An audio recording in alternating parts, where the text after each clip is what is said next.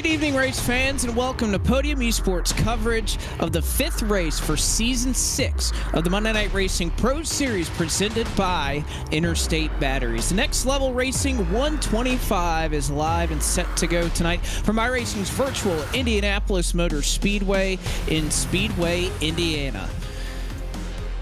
I'm Blake McCandless, and I'll be joined alongside in the booth tonight by Jacob Hitz. Kenneth Bueno, unfortunately, absent tonight, but Jacob, looking forward to this racetrack. It's a combination that we're running tonight. Indianapolis Motor Speedway in the INDYCAR. I mean, there's really no more that you can say than that. This is a track, this is a combo that all of these drivers hold very near and dear to heart, and they want to win at this racetrack.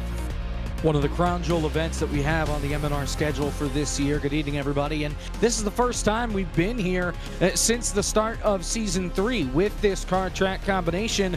And we tore up a lot of equipment then, and I think we're staring in the face of another one tonight. But maybe. 125 laps, though, Blake, so we've got a long night ahead of us.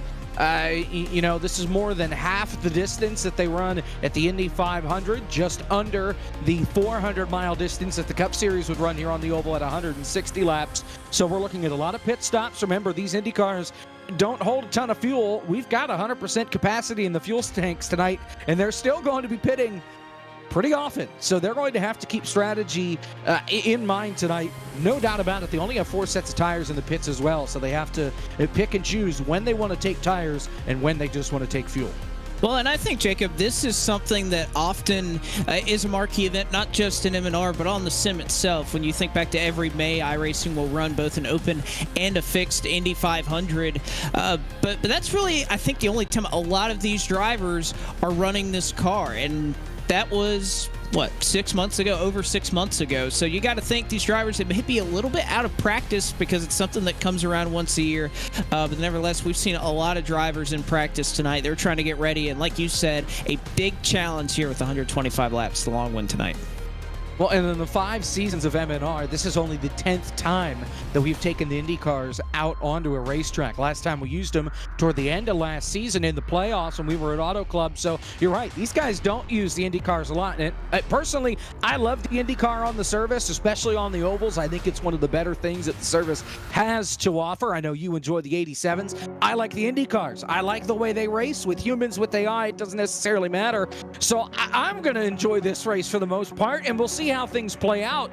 Some of these other guys, though, they don't necessarily have the IndyCar experience, no matter the racetrack, and it's going to be a bit of a learning curve for them tonight. Not only through practice and through qualifying, they've had some testing throughout the week, but tonight's the night where you got to know what you're doing or you're in for a long race. Some of the most fun I've had on the service was in the IndyCar at tracks like Homestead, Chicagoland. It can put on some incredible racing, as we know, on the oval side of things. But as we have moving forward, Jacob, it's hard to imagine. Season 6 feels like it started a week ago, and yet already we are 4 races into this season. We're currently on race 5 here tonight, and not that much time, Jacob, left before the round of 12 starts. It's starting to get down already, early enough, if you can believe it, to the nitty-gritty here, and these drivers vying for these last few playoff spots that are open. That's right. After tonight, just 3 races to go. We go to north of the border. We go to Canadian Tire Motorsports Park a week from tonight with the next-gen cars. That should be interesting because not everybody has experience with the next-gens on a road course, and particularly this road course. That's going to be a big learning curve. Then we take the 1987 cars to Auto Club Speedway, perhaps the hardest challenge these guys are going to have the rest of the regular season. A week off for the holidays, and then we come back fresh in 2023 at Talladega, where this season started back in November with the next gens, and that is going to be a heck of a car track combo to set this round of 12, because you're taking one of the wildest cars on a plate track and throwing it at one of the wildest plate tracks that we have and telling them to go at it and decide who's going to race for a championship over those next 6 weeks. Yeah, that is a lot to determine. And again, when you look at that round of 12, Jacob, I mean, one thing that pops out, super late models at Richmond. If you can remember the super late model race we had in season 5, it was at Gateway, another flat, short track, if you want to kind of call it that. It was a long one and something that is very challenging for these drivers. There's really nowhere to hide in that round of 12. You have super late models at Richmond. You have the INDYCAR on the high banks of Daytona International Speedway, which, of course, anybody can win. And then it's a combination that we don't see very often. Porsche 911 at Watkins Glen. So if you're a road course ringer, you at least got your chance. You can't complain that you don't have a chance to try and make this championship floor. Well, and then you move on to that round of 8. Pocono, a track that I don't think we've ever run in Monday Night Racing. If we have, it was a one-off early on in its series. Chicagoland with the trucks. We've been to Chicagoland a couple of times in the past. Most recently, the cutoff race for the playoffs in Season 4 with the Xfinity cars. Then we take the Xfinity cars to Homestead to crown a champion, perhaps the rightful place to have a championship race. But I've got Pocono circled on my calendar, not because it's my home racetrack, but that's the wild card to me. We can kind of expect something out of Watkins Glen with the Porsche 911 just because that's a road course car on a road course. ARCA at Daytona, we already know that's going to be wild. It was wild last season. And the super late models at Richmond, again, that's kind of where you would expect the super late models to go. They're not going to be easy to drive by any stretch, but I think they're going to be okay. And that, even though it's a short track, has the potential, I think, to be one of our cleaner races of the whole year. But it's Pocono that I think is the wild card just because not a lot of guys, even though they're with the next gens, not a lot of guys are prepared for that race. Yeah, and we've seen that combo on the service in the Coke Series. It is a kind of almost in a way that you don't anticipate. It is a very draft dependent combination. Speaking of those playoffs, let's see how they stack up right now, heading into those playoffs right now. A name, Jacob, that I don't think many M&R fans out there would have anticipated. How about Joey Patchett right now, who's been consistent throughout the beginning portion of this regular season? He finds himself at the top of the heat, just 1 point better than Season 4 champion and Adam Cabot. You got another champion that is 1 point behind him in Presley Sora. And then, of course, you start to move into the winners. You can see marked by the asterisk, the star next to that name, or next to that number total, rather, designates a winner who is locked into the postseason. Of course, you can see Chase Cabry, David Schoenhaus, Garrett Smithley, who won our season opener, and Corey Heim, who have been able to accomplish it thus far. But in terms of getting in on points, which I think will be a viable option, Jacob, you still have a lot of drivers on the right-hand side of that screen who are within striking distance. I mean, you look, Corey Heim to Raja Caruth, for example, that's 6 points, 6 drivers within that same gap. Well, and I want to bring up somebody, Blake, that's not on that picture at all and is going to need to win a race to make the playoffs at this point. Anthony Alfredo. He already used his drop last week because of the connection issues he was having. The same issues are back this week. He is not going to be in this race the way it looks again. So he is digging himself in a huge hole right now to try and get out of and get into this round of 12. I'm not exactly sure where he needs to be for his win to count to get him into the playoffs. But right now, he's going to need a lot of help, and he's going to need to find a way to win at CTMP, at Auto Club, or at Talladega, and that's if he can get those issues fixed over the next month or so. He is right on the edge at this point of missing the round of 12 and missing the playoffs after being some 10 feet short from winning the championship earlier this year. Yeah, there's a lot left to be determined, that is for sure. And it's not just inside of the top 12. It's all the way back here at the top 35. And the reason this is important, Jacob, these drivers are fighting to get in and be locked in to each race. So these are the drivers a little bit further back in the field sometimes that are still fighting for their right to not have to qualify in, to not feel that pressure to have to run that lap that gets them into the race. They want to be locked in. And so you have some of these drivers, Stephen Ellis, Jordan Buster, Seth Eggert right now, who are inside that top 35, and a fair amount of drivers just outside, Jacob, who are more than capable, but just find themselves on the wrong side of that points battle right now. And you know, Joey Salvace, he's had a decent season but he's had crappy results, and it's not necessarily his fault. He's just gotten caught up in wrecks late in the race that have hindered his shot at moving above that top 35. But there are a lot of heavy hitters down there and regulars in this series that are outside the top 35 and have to qualify their way in.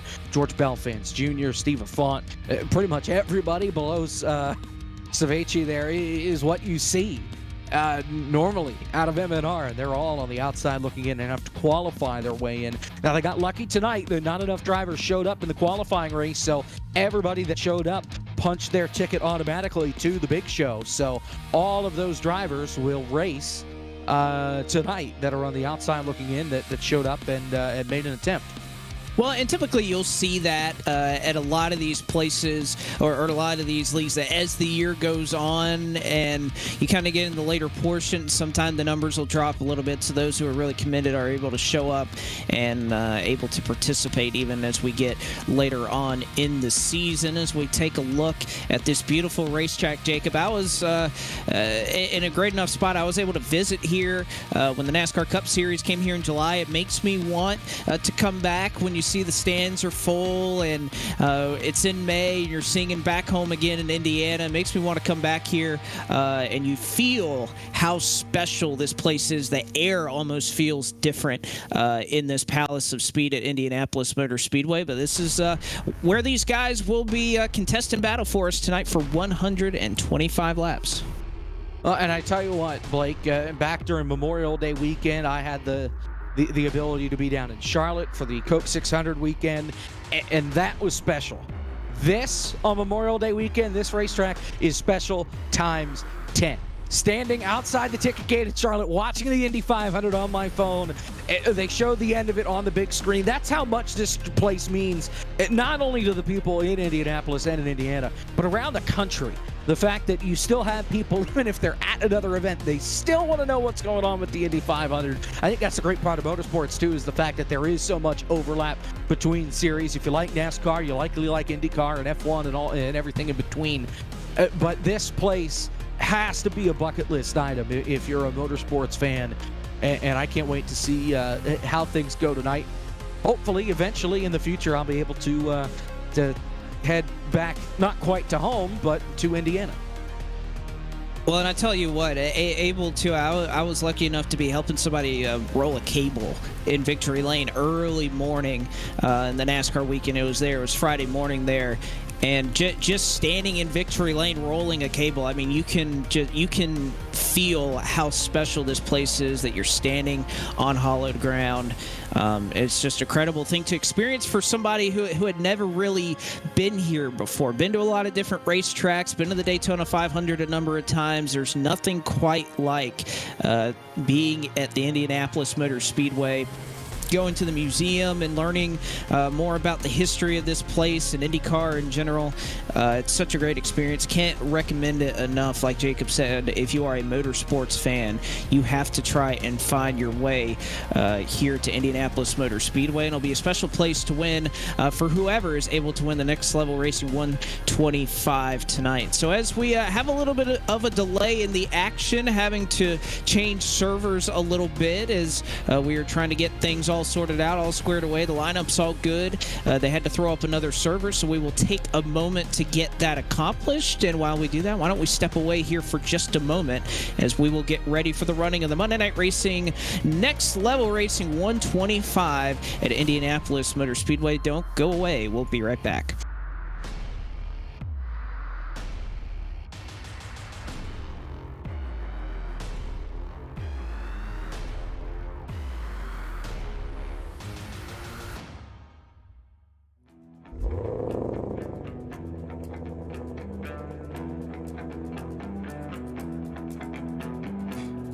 I ain't trying to bring you down, but for real, you might as well give up now. Think you got a chance, but I don't see how. Got a real tight grip when I hold that crown. My life been good and bad and all around. The more things I lost, the more I found. Everybody wanna be like us, we don't stop, cause the top just ain't enough. I'm the first one in and the last one out. Whoever owns the place gotta drag me out. Came here ready to fight on this night, you better just run for your life.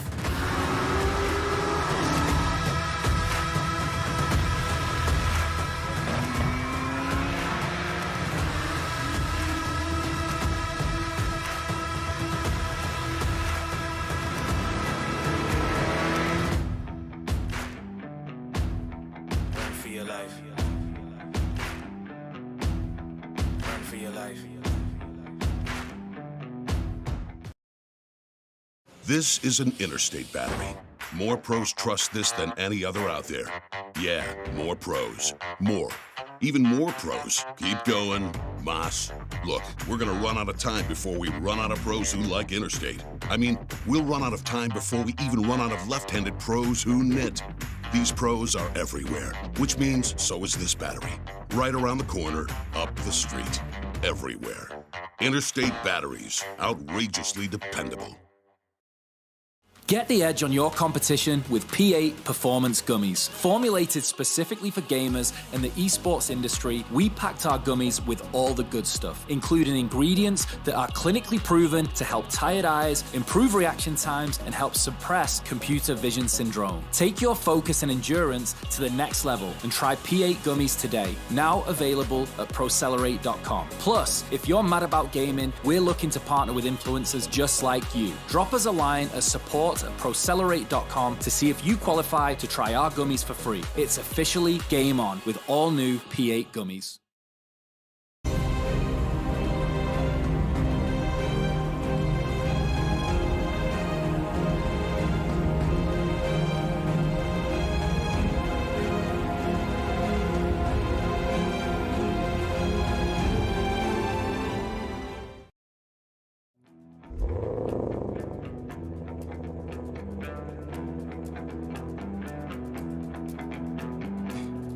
I ain't tryna bring you down, but for real, you might as well give up now. Think you got a chance, but I don't see how. Got a real tight grip when I hold that crown. My life been good and bad and all around. The more things I lost, the more I found. Everybody wanna be like us, we don't stop, cause the top just ain't enough. I'm the first one in and the last one out. Whoever owns the place gotta drag me out. Came here ready to fight on this night, you better just run for your life.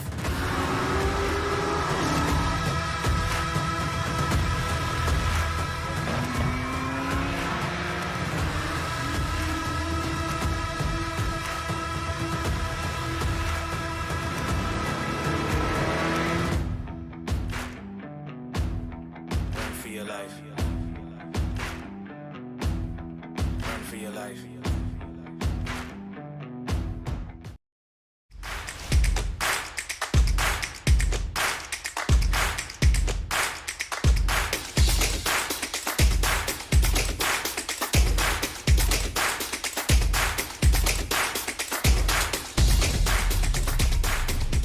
Visit our website at toughgoflooring.com.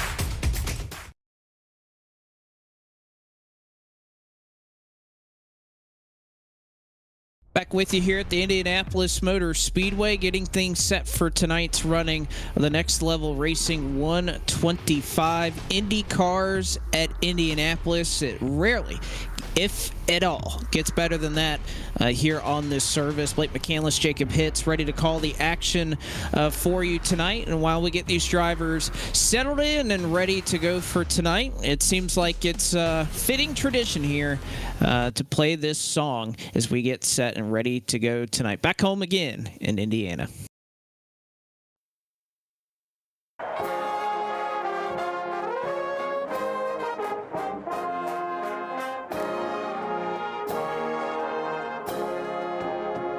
Back home again in Indiana, and it seems that I can see the gleaming candlelight still shining bright through the sycamores for me.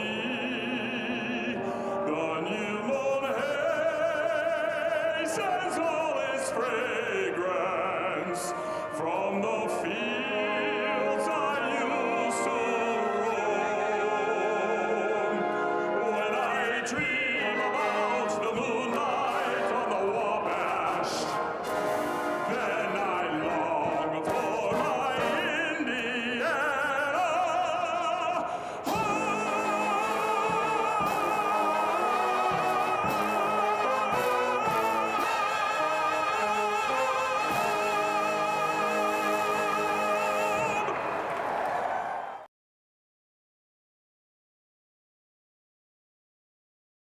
Wonderful to hear that tune ringing through this hallowed ground. And Jacob, it is sure to be a fun one tonight. And because of that, I think we can do something that's a little fun here on the broadcast, and that is take a look at our picks here tonight, which I don't believe any of us had the winner last week in David Schildhouse. Unfortunately, we have two that are not here, so Josh Balicki will be the pick of Eric Estep. Kenneth Bueno is going to go with Connor Berry. Jacob, Bailey Turner. Can't say that I would have anticipated you picking that Bailey Turner machine.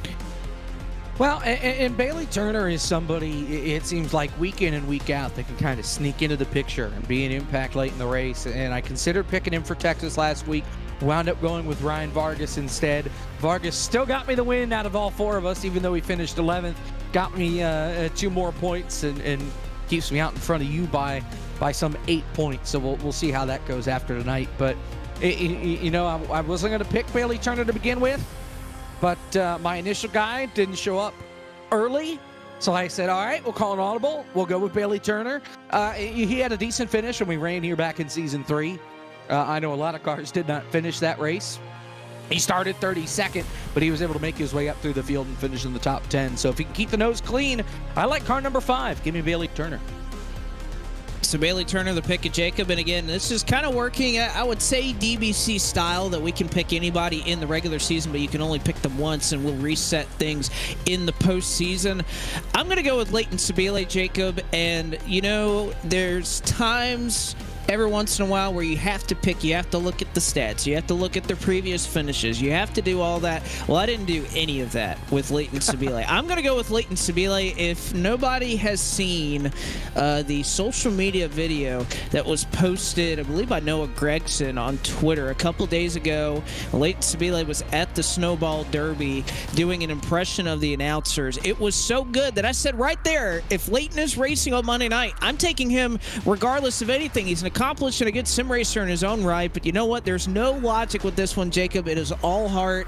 I'm going with Leighton Sabile because, I watched that video probably 5 or 6 times over. It was hilarious. Well done, Leighton. I hope you double up on it tonight.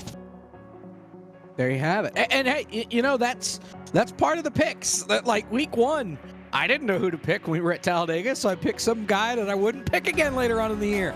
It worked for me, Matt Stallneck. So Leighton could be the guy tonight. Could be the guy to take you all the way and get your first win on the year.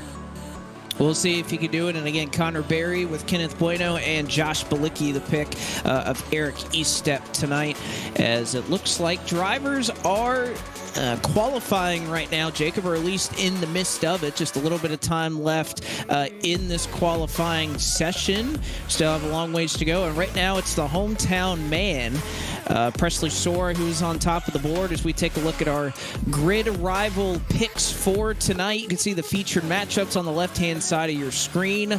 It's been fun to be able to look at these odds and potential matchups and all that every single week here, courtesy of Grid Rival. Again, these are not actual bets that you can be making. This is just for fun. But Grid Rival is the most in-depth fantasy motorsports manager game on the planet, and is full of engaging features that bring a new level of engagement to your favorite racing series. Grid Rival is proud to support Monday Night Racing, and you can check out the Grid Rival app in the App Store if you want to learn more. There's the overall race winning odds for tonight at the top of the heap. Last week's winner, Jacob, David Schildhouse. The guy, as you called, with the hot hand a week ago, after burning himself a couple hours before the race, and it took it straight to victory lane. So we'll see how he does tonight. I know he said over the radio a little bit earlier on during practice that you cannot drive behind anybody. So racing in the big pack is going to be pretty difficult. But right now, with where he's qualified, he's not going to be stuck behind too many cars. Not right now. A lot can change. There's about a minute left or so before we officially set the BST Shocks starting grid for tonight.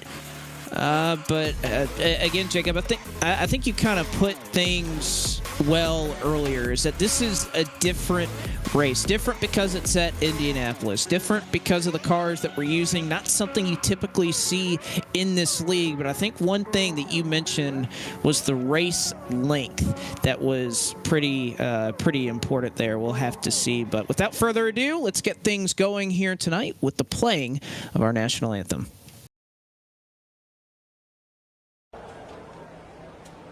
Oh, say, can you see by the dawn's early light what so proudly we held at the twilight's last gleaming, whose broad stripes and bright stars through the perilous fight o'er the ramparts we watched were so gallantly streaming, and the rockets red glare,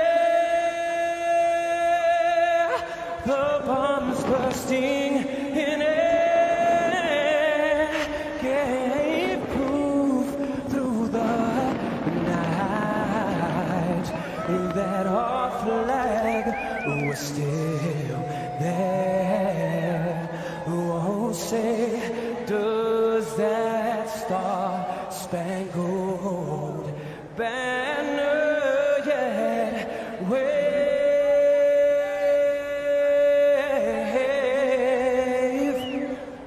for the land and of the free and the home of the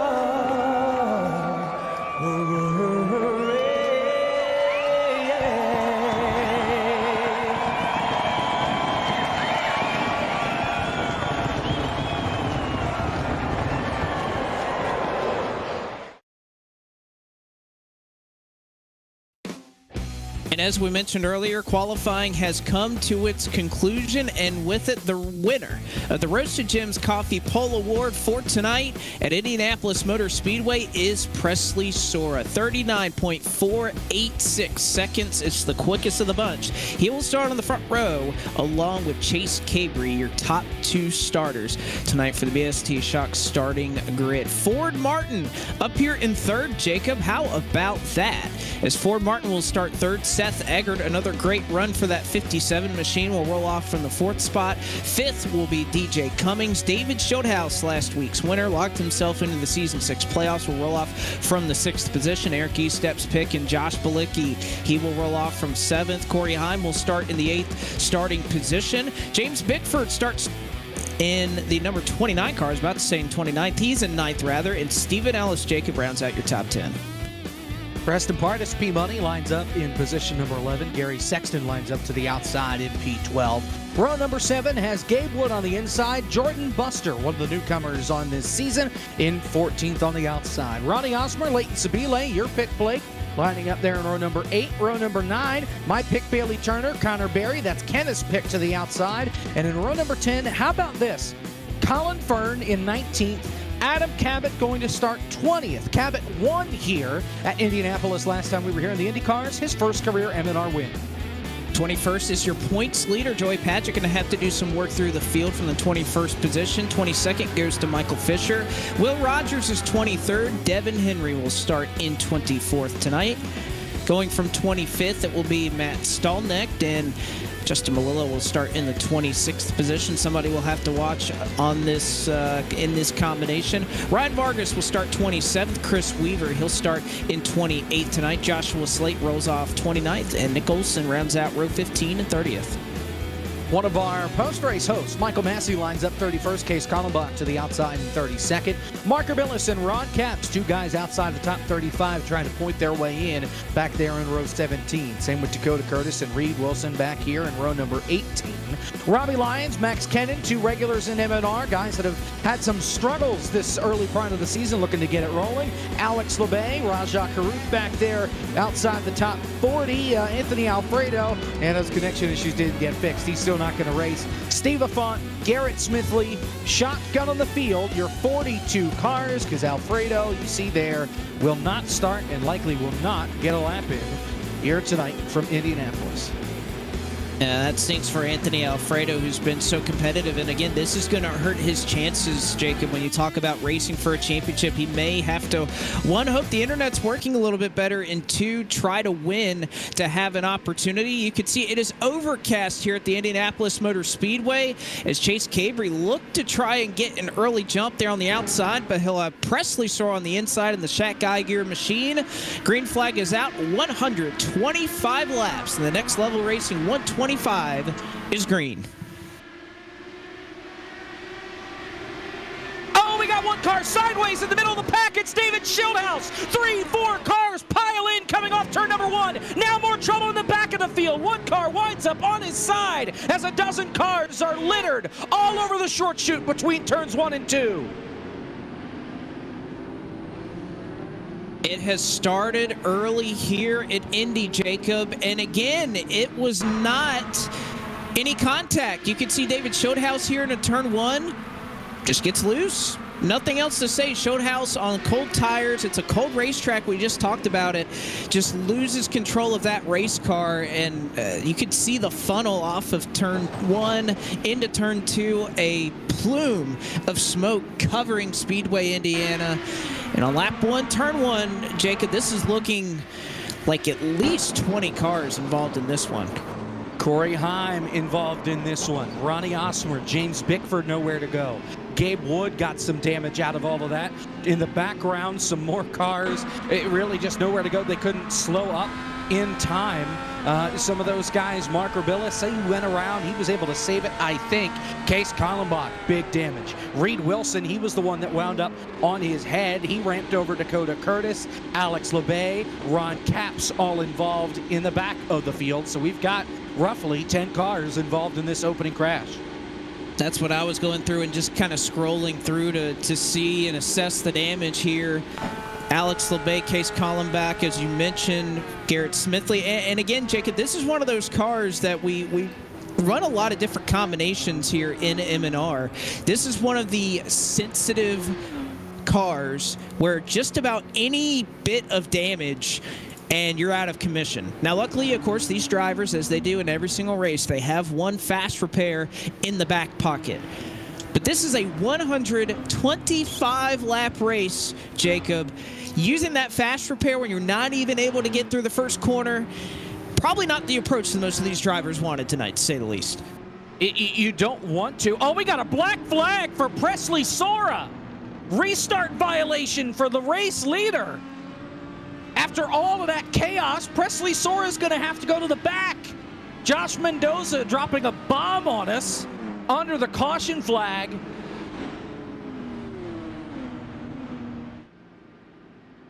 And I'm trying to get the explanation from Josh Mendoza. I think the deal is that they were supposed to go when the pace car hit pit road, and they didn't, and they waited until green. I'm not exactly sure on where we're at with that, but Presley Sora is going to have to drop to the rear of the field, it looks like, for a start violation. Unbelievable. Well, and so, Jacob, I remember watching that start. You had Cabry on the outside, you had Presley Sora on the inside, and Cabry got moving as soon as like you mentioned, the pace car dropped to pit lane. Cabry took off. Sora did not. So perhaps this is a rule that was discussed in the drivers' meeting beforehand. But, man, that is a tough break for Presley Sora, who, again, earned the pole. This is his hometown where this racetrack is, so a very special race for him. And unfortunately, he's going to have to climb his way up through the entire field. It looks like that black flag, as it stands right now, is still there. So that is a tough break for Presley Sora. Well, and they did this at Auto Club Speedway in the playoffs last season, where they would slow everybody down, let the pace car get out in front, and then they would run the outside in 3 and 4, and they would go in the middle of turns 3 and 4 once the pace car got to pit road. And that was so that way the pace car could get to pit road and nobody would get black flagged for passing the pace car before the green flag came out. So that's a rule that they've used in the past with these cars. So not entirely surprised here. Just it's something different than what we normally do. The drivers didn't catch it in the drivers' meeting, and it cost them. So I'm looking at the full running order here, Jacob. We've obviously well documented Anthony Alfredo and some of his struggles trying to get back into the server. There are 3 cars that I see are 1 lap down. Now, whether that's because they elected to fix their damage, it didn't feel like they needed to use that fast repair early enough. Chris Weaver, Garrett Smithley, and Ron Capps has yet to be seen. Ron Capps right now still sitting on pit road. But it looks like the lights are out on the pace car, and we'll try to get things going here. Sora is at the back of the field as things run right now. So a lot of chaos, a lot of controversy here early in the going. The Next Level Racing 125. This time the pace car dives to the pit lane, and Cabry does not waste any time. Double file restart. Cabry takes off, and we are back underway here in Indy.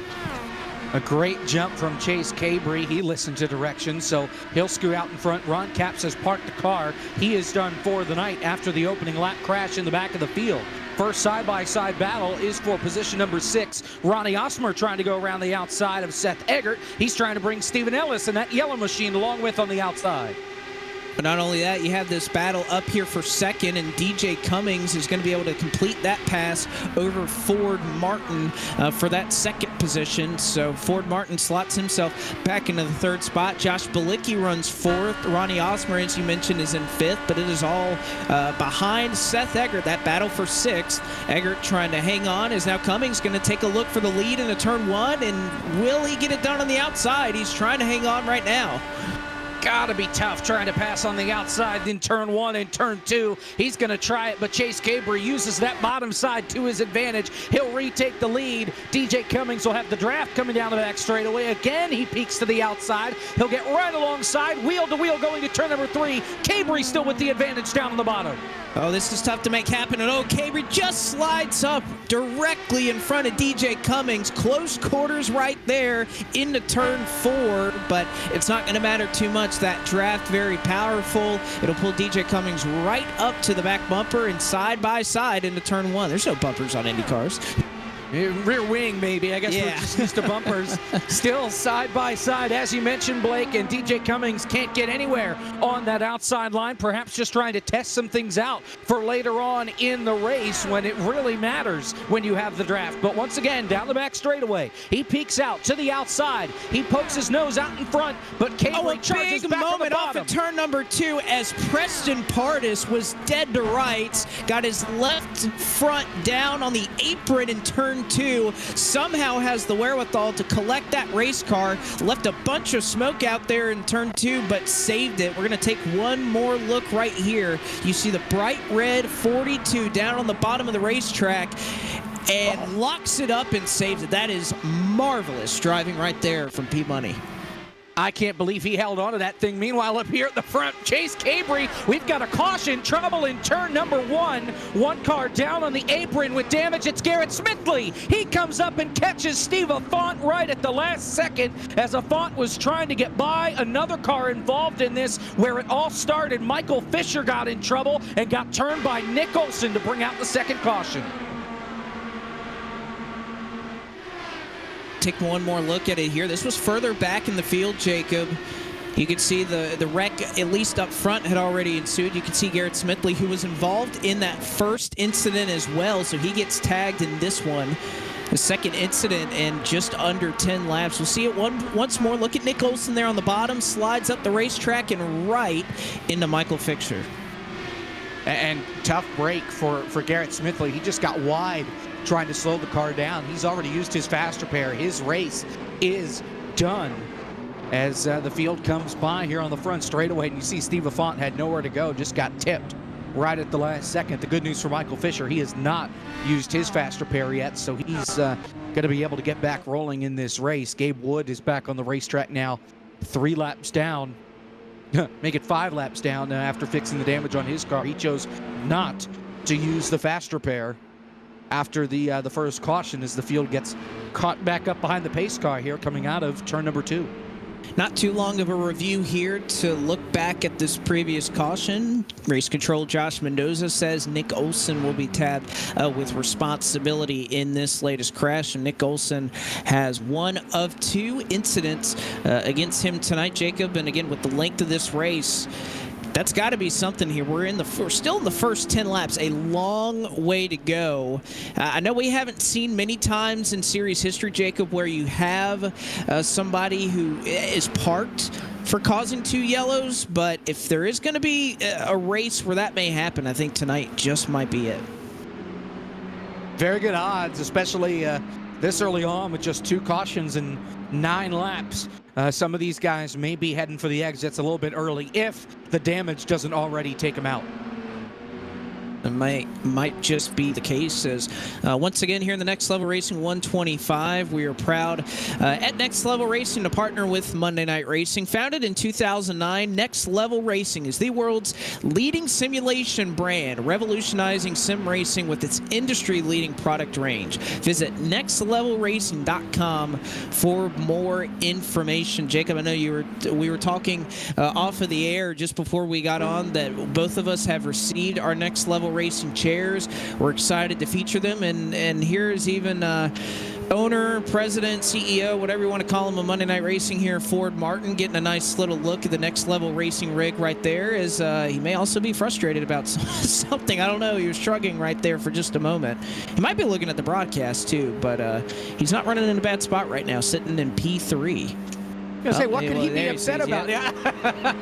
What could he be upset about? He's running P3 right now. Exactly. Great run by far. And he had a really good run when we were here back in Season 3. He came away with a top 5 finish there. Actually finished in the 6th position, just outside the top 5. So he's somebody that could be a dark horse for sure if he can keep that 07 clean.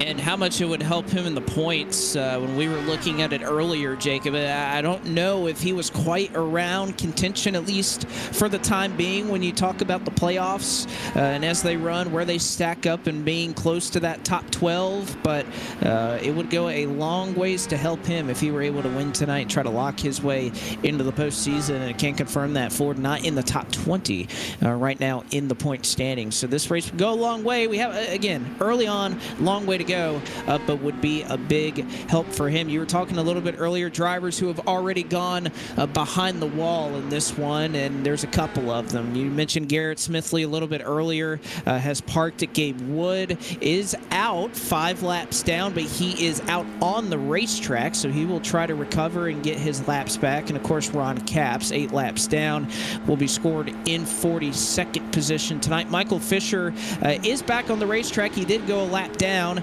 after having some contact there with Nick Olson in turn number 1. So Fisher right now would be the first car 1 lap down to try and get back on the lead lap. Remember, a rule change earlier this year, no more free wave arounds. If we had long green flag runs, everybody would wave around the pace car if they were a lap down.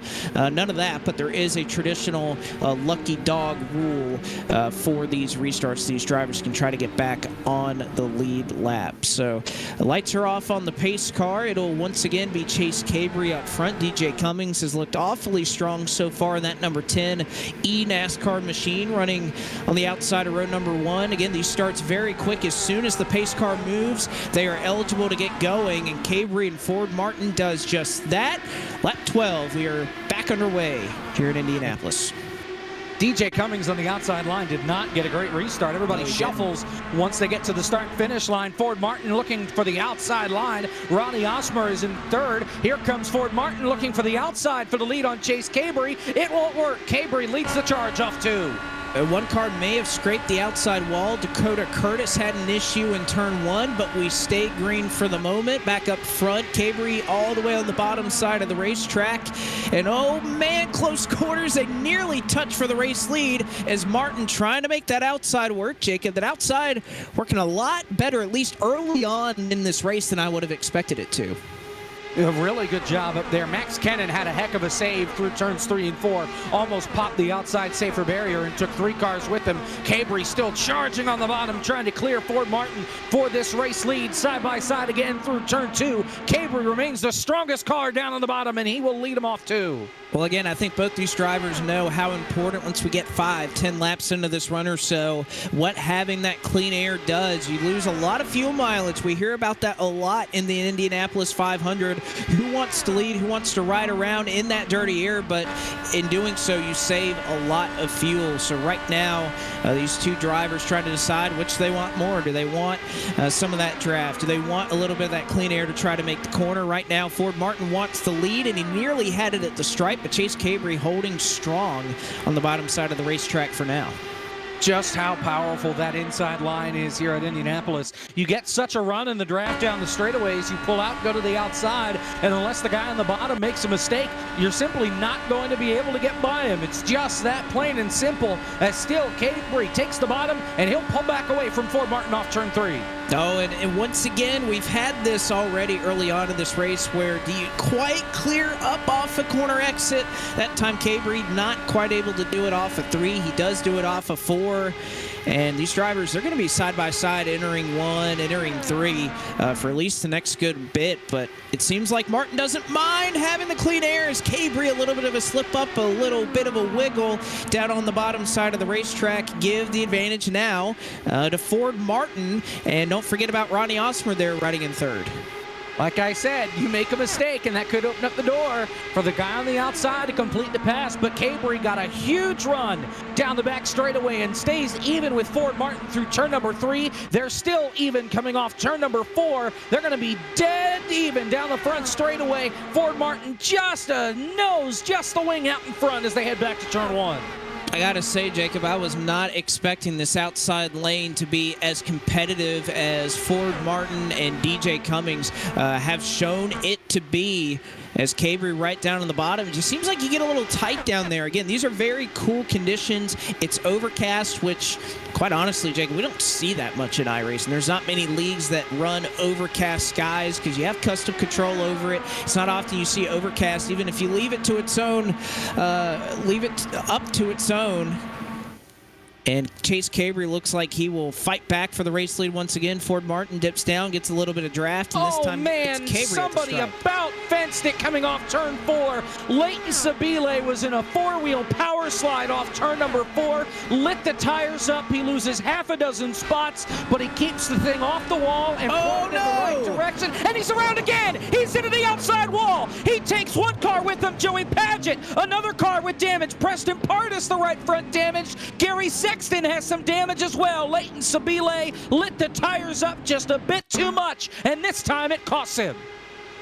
Well, that was a case there, Jacob. He got a little bit of clean air entering turn 1. He was on the outside, or at least kind of in the middle, behind Joshua Slade. He dips down, and I don't know if he checked up or he just got a little bit of clean air on the nose, and it just whipped that car around immediately. And that's one thing about these Indy cars, Jacob, that there is not a lot of warning when they snap. It just happens instantly. You almost can't even react to it. And Sabile obviously got a little bit loose off of turn 4. The tires were heated up. He gets a little bit of clean air, and there's just nothing he can do with that car. He tries to avoid it. You can see a little further on back, that was Alex LeBay who tried his best to avoid it, or excuse me, rather, that was Gary Sexton who did his best, got a little bit of the outside wall right there.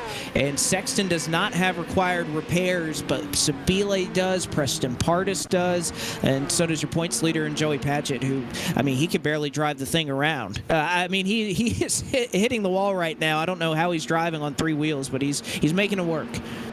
And I think there was Sabile, you kind of saw there was a car that was a little bit slower in front of him. He turned to the left to try and get underneath him, and when he did, he got that clean air, but he also got the left tires on the apron underneath that white line, and I think that's what caused him to snap around there, just getting too far below that white line. And sometimes all it takes is just misplacing by an inch, and it'll get your car out of shape, especially when you just let the tires up. I'm sure he had no grip down there, and that's what caused him to go around. Josh Mendoza agrees. Leighton Sabile, the cause of that incident, and he will be put at the tail end of the field when we get back going there. So longest green flag run of the night. We are still at least not 20 circuits done with this race as it stands right now. Chase Cabry, Ford Martin have been awfully competitive up front. I'm surprised, though, we haven't seen really anybody pit, Jacob. We talk about how important fuel mileage can become if this thing gets strung out and we have these long runs, and these Indy cars cannot go that far on fuel mileage. So I'm kind of intrigued to see that everybody up front at least is kind of prioritizing fuel or track position rather than fuel mileage. Well, you had about half the field come onto pit road here, Blake, under this caution flag. Colin Fern led the crew down, and most of them are down and away at this point. The top 13 or so have not pitted yet. Alex LeBay pitted under the first caution. Bailey Turner pitted under the last caution. Same with Will Rogers. And then Reed Wilson, David Schildhouse, they pitted under that opening caution. So that's where we stand right now. So we've got some guys that have yet to pit and are going to have to pit more than likely, I would think, within the next 10 laps or so. And then you've got everybody else who I think now will be okay to make it about 30 laps. Running under caution here in the next level racing 125. Blake McCandless, Jacob Hitz on the call with you tonight from the Indianapolis Motor Speedway for round number 5 of season 6 in the Monday Night Racing Pro Series presented by Interstate Batteries. As it's been a good one so far. You've had Chase Cabry and Ford Martin duking it out at the front a couple of times. We'd like to remind you that Tough Coat Flooring is an industrial flooring company specializing in custom floors and drains. Tough Coat doesn't believe in the one-size-fits-all approach, and, well, neither should you. Hold Tough on, Coat Blake. listens to your needs. We had a crash on pit road, and I completely missed it. Chat caught it. Chris Weaver absolutely punt, passed, and kicked Steve Affont trying to come onto pit road. He was coming down the front straightaway way too fast. Affont was trying to get to pit road. I'm not sure if Weaver was also trying to get there or what happened, but he drop kicked him down the front straightaway toward the entrance of pit road. And I mean, a lot of damage to both cars. For Chris Weaver, the nose cone is destroyed. I think he lost the left front wheel as well. A lot of damage for those two guys, as it's not necessarily what they needed, especially under caution. Well, it's been tough to get on pit road, and when you couple with that the fact that you have a lot of drivers who are trying to get to pit road with damaged race cars. I remember I was watching Joey Padgett at the beginning of this caution. I mean, he came to a stop, or he tried to. He did a full 360, was spun around the wrong direction, and then had to do another loop to try and get back in his pit stall correctly so that the game would even pit him. That's how the damage in this IndyCar, this new damage model that iRacing has, it works. It's tough to try to make happen because, man, when these cars get damaged, they just the wheels just do not operate correctly. Sometimes you can't even drive it back to pit road. You have to take the tow down to pit lane because it's just so unsalvageable, and at least you have that fast repair to look forward to.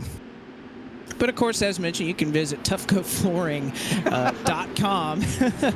There you see it right there at the bottom of your screen right there for all your custom solutions for every client. They will listen to your needs. But Jacob, still early on in this race, a lot left to be decided. Trying to look at some big movers that we've had so far, and really no driver six out, at least right now. More the Ronnie Osmer running in that third position, started back in 15th. You've also had Matt Stallneck, who started outside the top 25, finds himself in 8th, and even right behind him, Ryan Vargas in the same category finds himself in 9th. So a couple of big movers, at least early on in this race.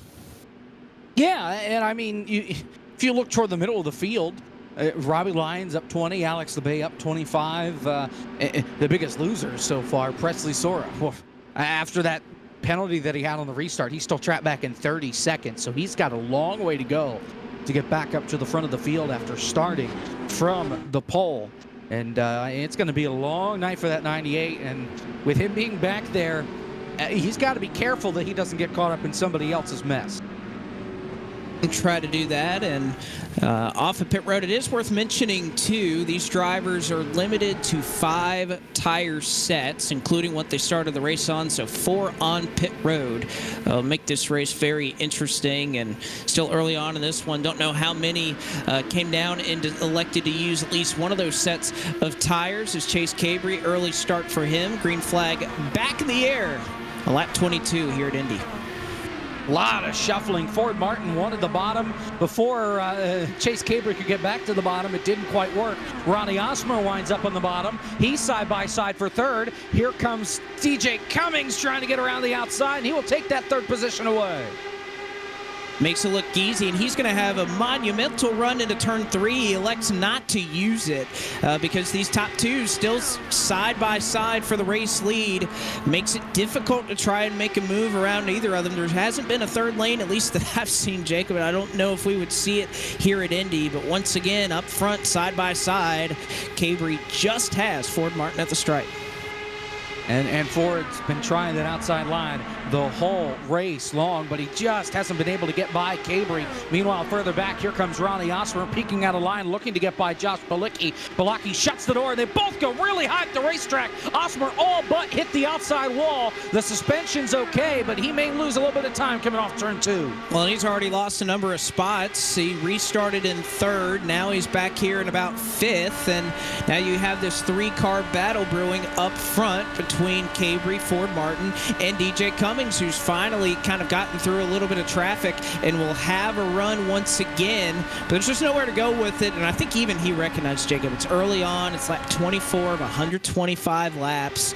Not worth trying to just go out and get the race lead. Content to sit for now and just ride around and make some laps here, because we've had a little bit of trouble just doing that. But keeping your track position, being smart here, I think that's the message here for your top 3.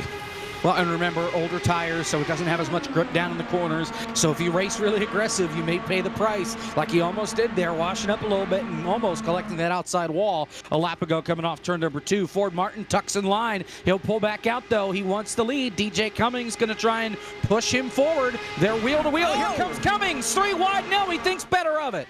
Well, he wanted it, but Chase Cabry threw a block, and I got to say, if you're going to be blocking like that on lap 25, that is certainly a decision right there for Chase Cabry. Locked in with a win, though, Jacob, so he's not having to worry about points right now. But, man, Cummings had a run, and he lifted to not make that a 3, or perhaps even more cars involved in that one. Big moment right there, and we'll have to see, does Cummings try to go to the bottom 3 wide once again, knowing that Cabry may try to shut the door. Well, now he's going to look for the middle. Cabry's going to leave the middle open. They'll go 3 wide for the lead. Ford Martin bails out of town. He wants nothing to do with this. DJ Cummings drives it in deep round the outside. Here comes Cabry back on the bottom. They're still wheel to wheel coming through turn 2. DJ Cummings trying to make that middle line work, but now he's going to get right into the conundrum of Ford Martin as they nearly make contact down the back straightaway. I don't know if they have a side draft model in these cars, but Cabry and DJ Cummings, gloves are off here on lap 26, going at it at the front of the field at Indy. Ford Martin settles back in 3rd. You're even side by side further on back. You got Stephen Ellis, Josh Bilicki trying to chase down this front group.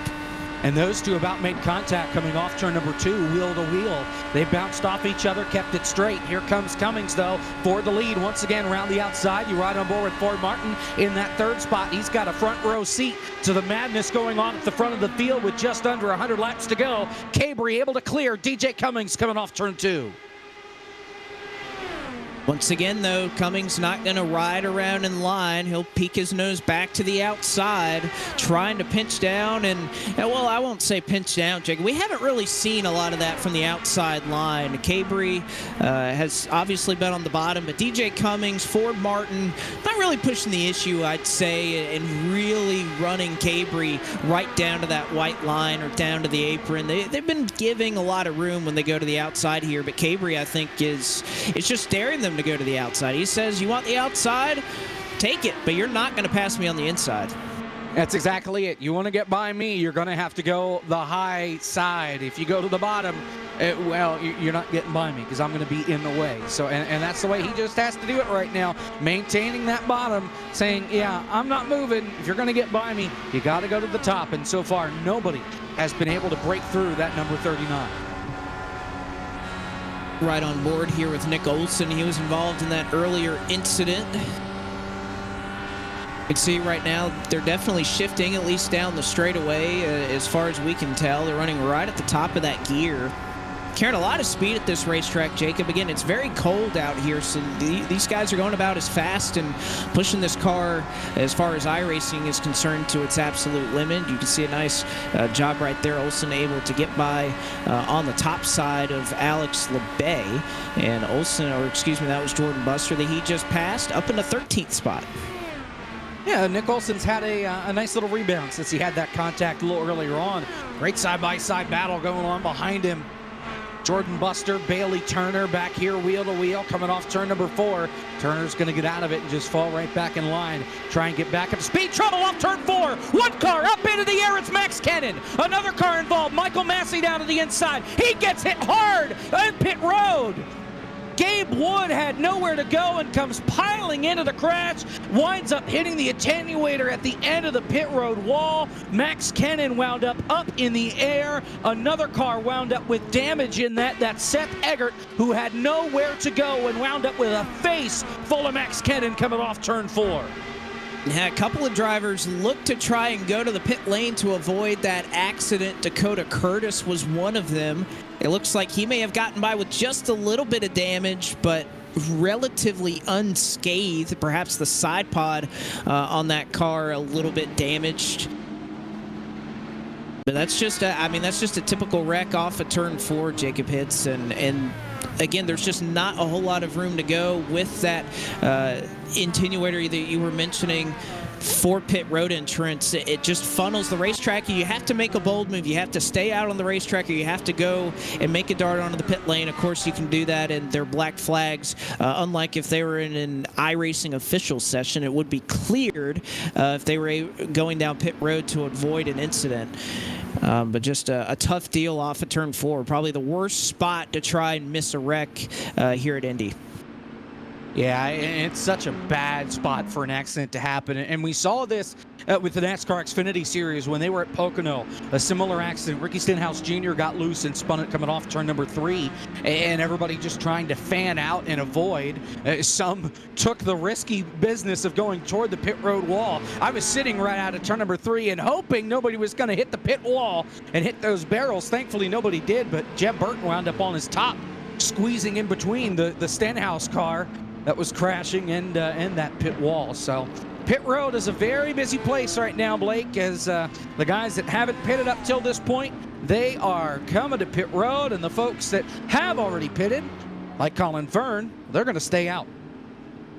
You can see the split right there on your screen. Chase Cabry leading them onto the pit lane right now. Can imagine that 4 tires is going to be a very popular call, and trying to fill it up all the way with fuel to try to go as long as we possibly can. Very quick pit stops here, Jacob. Quicker than I'm sure a lot of these drivers expect. You can get out in about 8 or 9 seconds.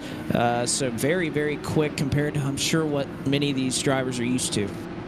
Right, yeah, I mean, in the 87s, it takes almost 20 seconds for a 4-tire stop, and it's even longer in some of the other cars. So you feel like you have a lot of time when you come to pit road. Not in the INDYCARs. It's less than 10 seconds, you're back out on the racetrack. You got to be prepared.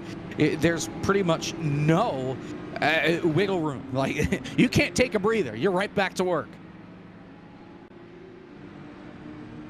I think Gabe Wood is going to call it a night after being involved in that latest incident. He was already 5 laps down, and I think that was his second attempt at having his race car, so no fast repair left in the back pocket.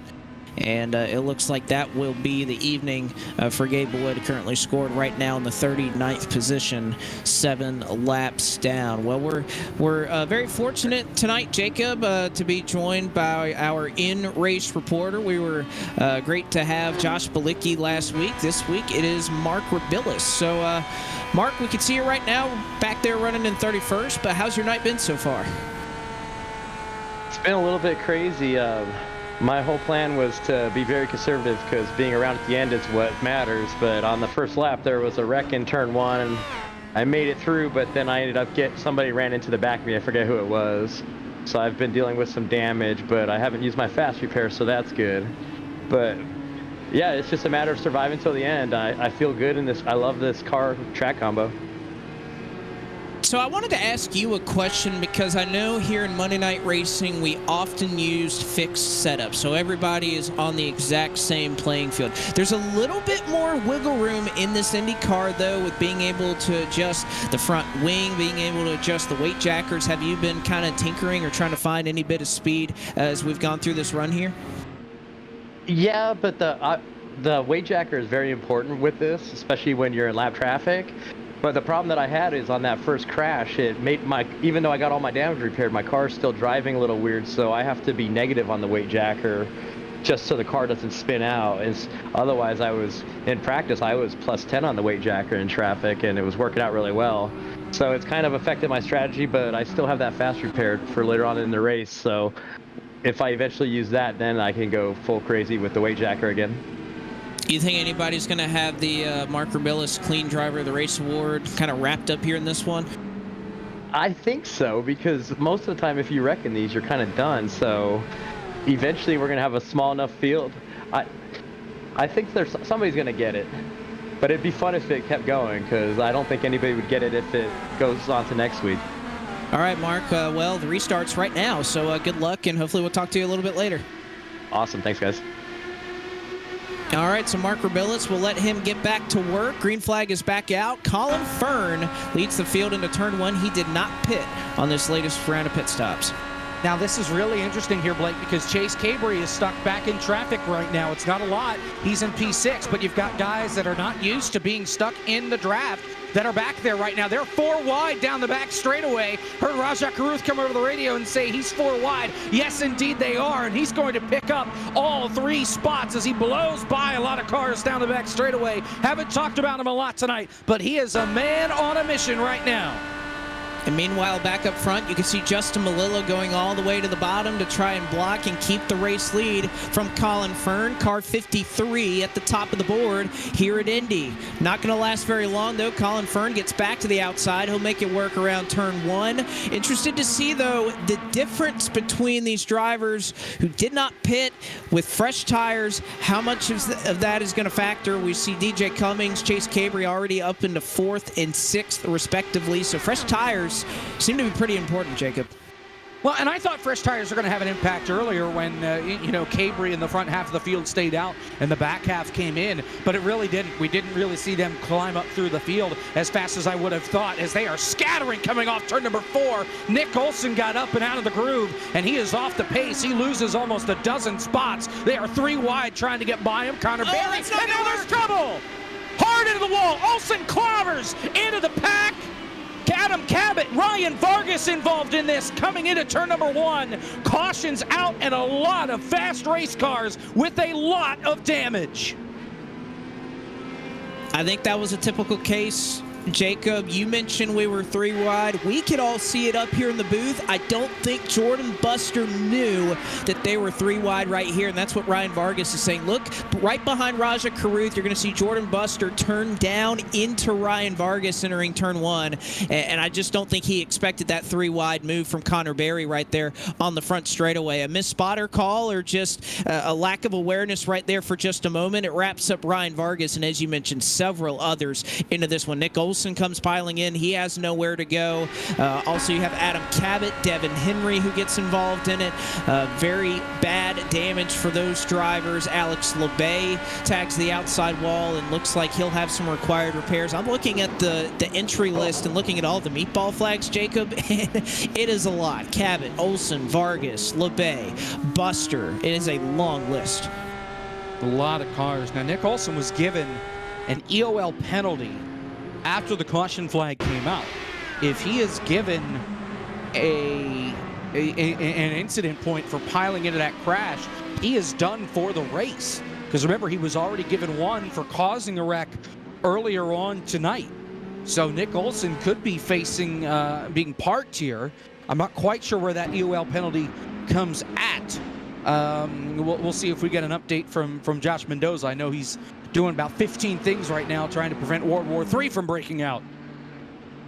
Yeah, he's got his hands full, and while we let him settle that out and determine the penalties and whatnot from that latest incident, we will step away from just a moment as we continue under the caution flag once again here in the Next Level Racing 125 from Indianapolis Motor Speedway.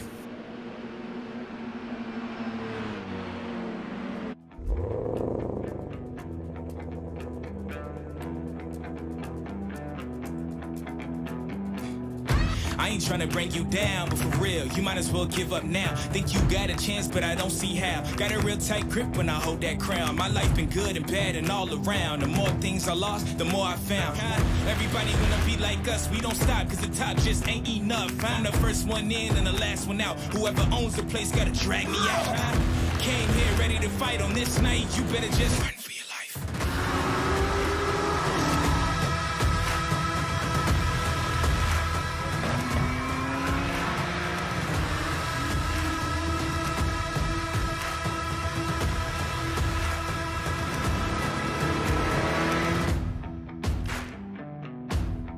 Run for your life.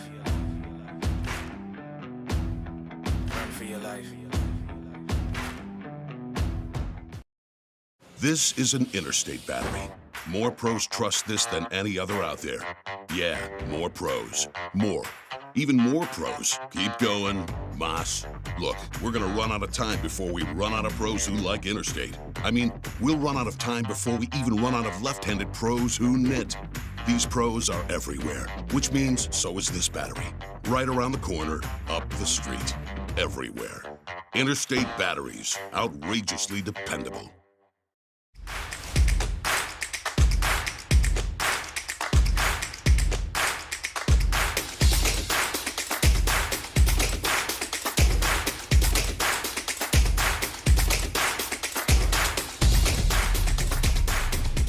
Visit our website at toughgoflooring.com.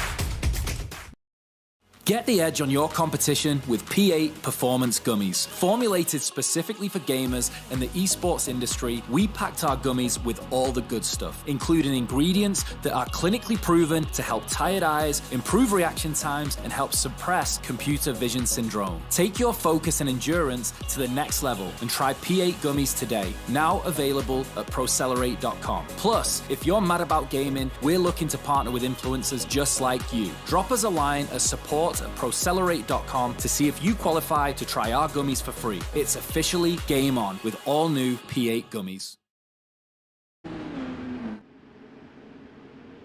Back with you here on Podium Esports for live flag-to-flag coverage of the Next Level Racing 125. The INDYCARs making their way around the Indianapolis Motor Speedway in Monday Night Racing. Just before we get going back under the green flag, we want to let you know that Monday Night Racing is on TikTok. So if you want a more candid and fun way to experience Monday Night Racing, you can watch race highlights, interactive clips, and occasionally Ford Martin dancing. I don't know why you'd want to watch that, but that is at Monday Night Racing on TikTok if you're somehow interested, at least in the other content, Jacob. Maybe not Ford dancing. And heck, it may be him driving towards the front of the field. He is still up here in the top 10. But again, you can catch all that content at Monday Night Racing on TikTok. And of course, we invite you to follow them on all of our social media platforms. Green flag is back out. Justin Malillo leads them back to green. Not a great jump, though, for Colin Fern. And here comes Michael Fisher, car 96, the outside looking for the race lead. Remember, he has damage. He got involved in an incident earlier on tonight, but he's not letting that bother him at all. He goes around the outside. He takes the lead. Here comes Colin Fern around the outside. He's looking for second. Now here comes DJ Cummings trying to get back into the picture, and whoa! Fern pulls way out of line to the outside. He wants the lead, and he's got it in turn 3. He went low, he went high, and he finally found it in turn 3. An aggressive move there from Colin Fern. It's paying dividends, though, as he gets a pretty decent lead, probably one of the bigger leads that we've seen tonight, as he tries to break the draft from Michael Fisher, DJ Cummings, Justin Malillo, and here comes Chase Cabry back into the top 5, and he's got fresh tires, but he makes contact with Malillo. Not clear, but they're able to hold on, and everybody's okay as now a caution comes out. There's trouble in turn 1, coming out of turn 1. One car against the outside wall. It's Michael Massey. Another car involved, actually Max Kennan, Ronnie Osmer involved in this one. So a crash back around the outside the top 20 between Kennan and Ronnie Osmer.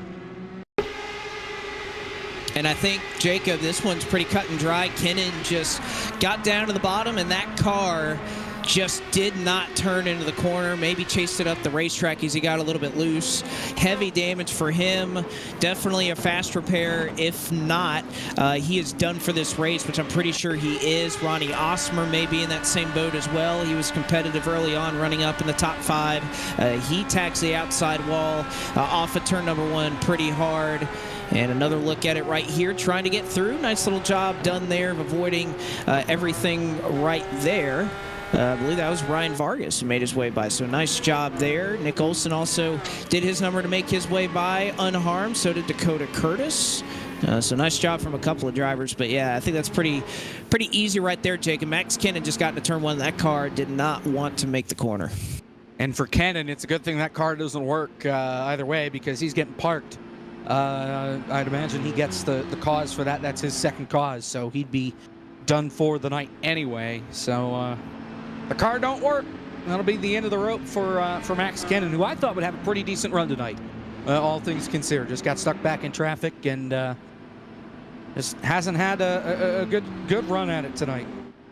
No, he hasn't, so we imagine that will put him down and out in this race. I think Ronnie Osmer still has a fast repair in his back pocket, but the one thing, Jacob, that I think even Mark alluded to when we were talking to him, our Tough Go in-race reporter, is the fact that with these Indy cars, that they can sustain so little damage before you have required repairs. We're running out of cars. We're at about 30 left right now. We're about a third of the way through this race, and we've dropped about a quarter of the field out of this one. So we're kind of running into that territory that Mark was talking about, that we're going to keep, or perhaps we've lost enough drivers now that there's really not a whole lot left, and who knows, we may be losing more. But, of course, we're starting to dwindle down the numbers here a little bit as we go along. I think they'll still find a way to tear more stuff up. I mean, you've got a lot of guys. You got more than half the field that still has their fast repair. Well, maybe not half, but a third of the field that still has their fast repair. So we're not done wrecking yet. We're not even halfway. We're gonna be tearing some more stuff up here, I have a feeling. We just might. You never know. I mean, every once in a while, it seems like in M&R that long green flag run that we often love to see sometimes comes when you least expect it. So you just never really know what's going to happen here. So we'll have a couple of drivers make their way down onto the pit lane. Corey Heim, Devin Henry, James Bickford, Adam Cabot, Seth Eggert, Nick Olson. Just a couple of the folks who decided to come down pit road right here as we run under lap 43 right now under the caution. We've also had a change in the ruling. Jacob, why don't you update us on it? Josh Mendoza is putting his foot down. Single file restarts the rest of the way. They couldn't handle the double file, and I don't even know if we really had that much chaos directly on a restart, but they made the ruling. All right, enough carnage. We're doing single file restarts from here on out. Well, can't say I disagree with that, honestly. I'm a fan. And you can't pass before the start-finish line. So they have to remain single file till they get to the line. Then they can fan out, but you can't pass on the top. You can't pass on the bottom. You have to stay in line before you get to the start-finish line. Otherwise, you're going to get a black flag. All right, so that is the change, or the rule change enacted by race control for the remainder of this race, or at least until they see fit to make it double file once again. They are still keeping the go as soon as the pace car dips down to the pit lane. So you see Colin Fern right now trying to build up a little bit of a gap between that pace car and his 86 IndyCar before we get this thing going once again. In the top 10 right now, it is Cummings, Cabri, Melillo, Balicki, or excuse me, Fern, Fisher, Cummings, Cabri, Melillo, your top 5. Josh Balicki, Will Rogers, Stephen Ellis, Joey Padgett, your points leader, and Connor Berry, your top 10. Ford Martin just behind in 11th, Raja Caruth 12th, Bailey Turner 13th, Matt Stolnick in 14th, and David Schotehouse. Remember, he was involved in that incident on lap 1, turn 1, lost control of his race car. He is back up here in the 15th position. So we'll see if we can't get things going once again. Pace car is off. Colin Fern has control of the field. Not a great jump, probably the worst one we've seen from a leader thus far. Fern gets going, but here comes Michael Fisher looking to the bottom for the race lead into turn 1. Michael Fisher may get busted. He pulled out a line before the line. Restarts under review. Michael Fisher might be going to the back of the field here, guys. I know he didn't pass him, but he pulled out a line before the start-finish line. By rule, you cannot do that. That is a penalty. So I would imagine he goes to the back. He's going to give up second to DJ Cummings here. More than likely, his penalty will involve a trip to pit road. You can see one car spun in the back of the field, the inside of turn 2. We stay green. That was Dakota Curtis, who has lost a front wing on that race car. Does not have required repairs, so he may try to tough this one out on the racetrack right now. 3 wide into turn 1 as Cummings shoved up the middle of the racetrack. Chase Cabri not wasting any time, Jacob, trying to cut his way and carve his way through traffic. Trying to get back up to the front as this right now, Colin Fern is scooting away from the rest of the field. The largest gap the leader has had all race long. The gap is almost 7/10 of a second, but Chase Cabri has been the fastest car of the day, and he's going to try and reel in the race leader in Colin Fern. Very little draft behind him as he's now starting to gap DJ Cummings a little bit from second. Cummings falling back a little bit from Chase Cabri, who again pit on lap 31, so has the freshest tires up here at the front of the field. And right now, it is helping that number 39 car quite a bit to try and chase down your race leaders. Michael Fisher moves way up the hill in turn 2 and is going to lose a ton of time as a result. We are still awaiting word from the restart. And Michael Fisher, there it is, just as we were talking about it. Michael Fisher given a black flag for a restart violation, pulling out of line too soon, and he will have to serve that Jacob under green, and he may just do it now. He flinched as if he was going to come down pit road now, elects not to do it. I think he thought about it and decided, yeah, that ain't going to work. I'm not going to be able to slow down in time. Meanwhile, Chase Cabri takes the lead from Colin Fern. Fern looks back to the inside. Cabri shuts the door, and that's going to allow Cabri to get back out in front of this field where he was to start this race. And now he's going to start to slither down the back straightaway like a snake, trying to get away from Colin Fern and DJ Cummings. It's only going to be so successful, but you're going to see here in the corner those fresh tires, that clean air, really going to help Chase Cabri, who has made the bottom line work so well for him, and trying to keep Colin Fern, DJ Cummings at bay. Michael Fisher trying to plead his case right now in the restart that he stayed in line, or at least gave his spots back after he pulled out a line. And Colin Fern to the outside of turn 1 is going to get the job done. And oh boy, did Colin Fern show some speed there that I did not expect to see out of him. Now here's the deal. Michael Fisher said, look, I gave the spots back. In fact, I gave up more than I had to. Josh Mendoza says, okay, clear the black flag. Michael Fisher's cleared a race. He's back right now in the 8th position. All right, so a call right there as Fisher gives his advantage back and even gives back some more to try to make sure he's all okay with race officials. Looks like he is right now. Side by side for the race lead as Cabri once again will take it into turn 1. And that leaves Cummings and Fern side by side in 2. That almost comes to blows. Here comes Josh Balicki as Cummings tries to collect his race car. Josh Balicki up into 3rd. Great job there by Balicki for not running DJ Cummings over. Cummings going to get the draft off the rear wing of that 77. He looks to the outside. He's going to try and take the position away once again. And there's almost contact. There is contact. Up the hill goes Cummings. He'll hold on to fourth. He'll keep all four wheels on the car. That allows Melillo to close the gap for fourth, as now Bilicki will start to pull away. Meanwhile, here comes Colin Fern looking for the lead around the outside. I do not know how that ended up as well as it did for DJ Cummings. I thought he was sure enough going to get shunted there up into the outside wall. He somehow checks up, keeps his car under control, doesn't hit anything, and will stay in the fourth position. So a great job right there from Cummings to try and hang on. Meanwhile, back up front, these two continuing to go back and forth up here at the front of the field. Chase Cabry and Colin Fern, who Jacob, I think they're working together here. They're trying to kind of leapfrog each other, if you will, and break apart from Josh Bilicki right behind him. They're doing a good job of it right now. They're about 7/10 up.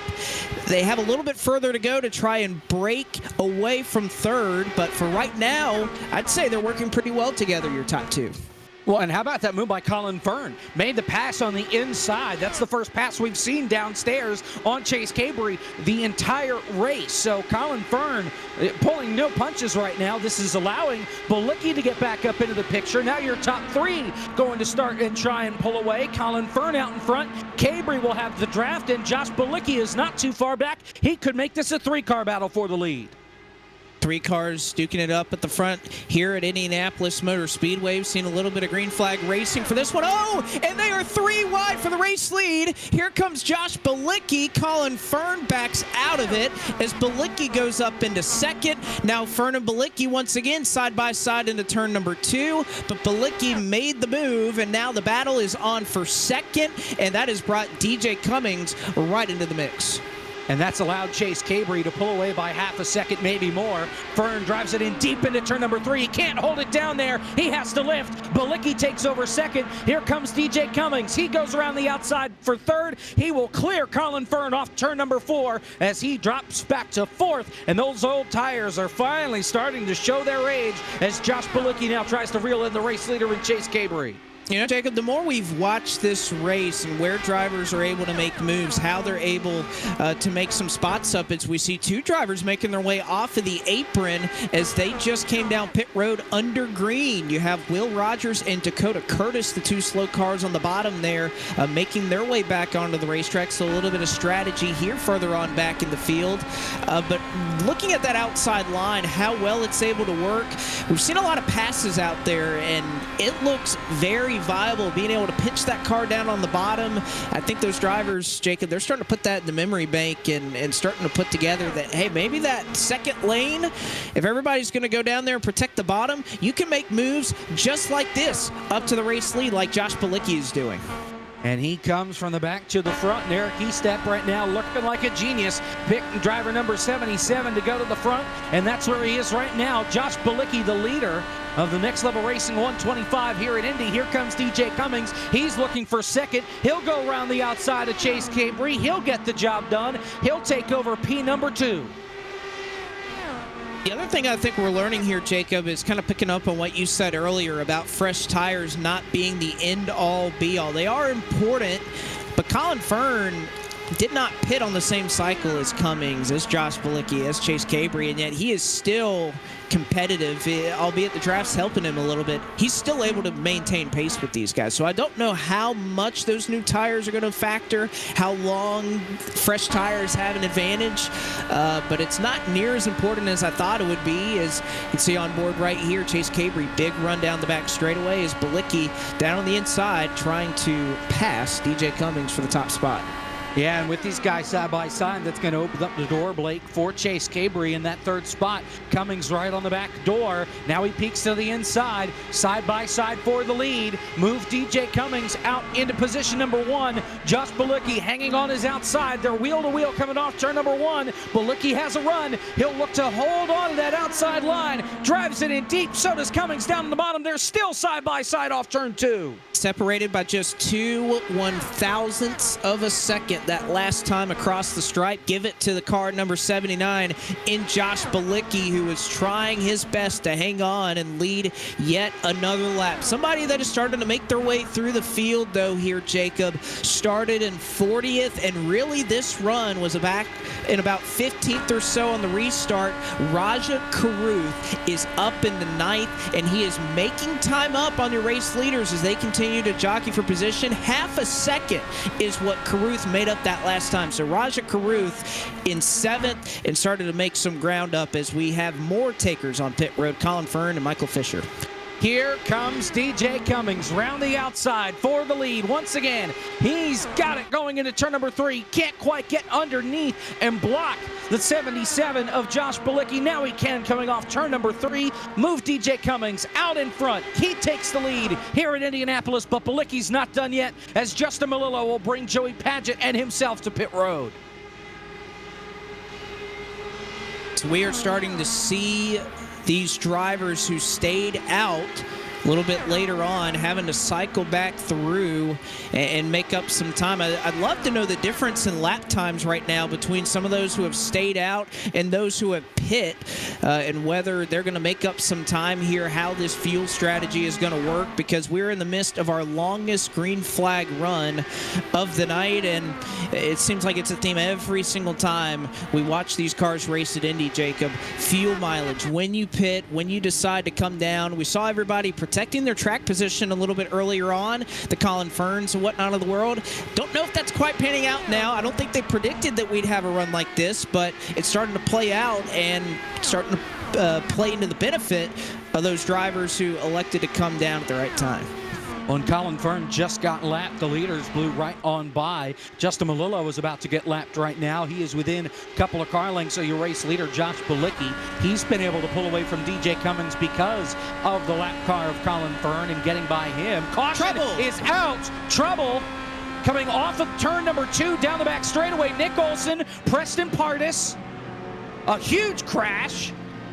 Leighton Sabile involved in this one, and once again, Blake, it's Leighton Sabile losing the car on corner exit.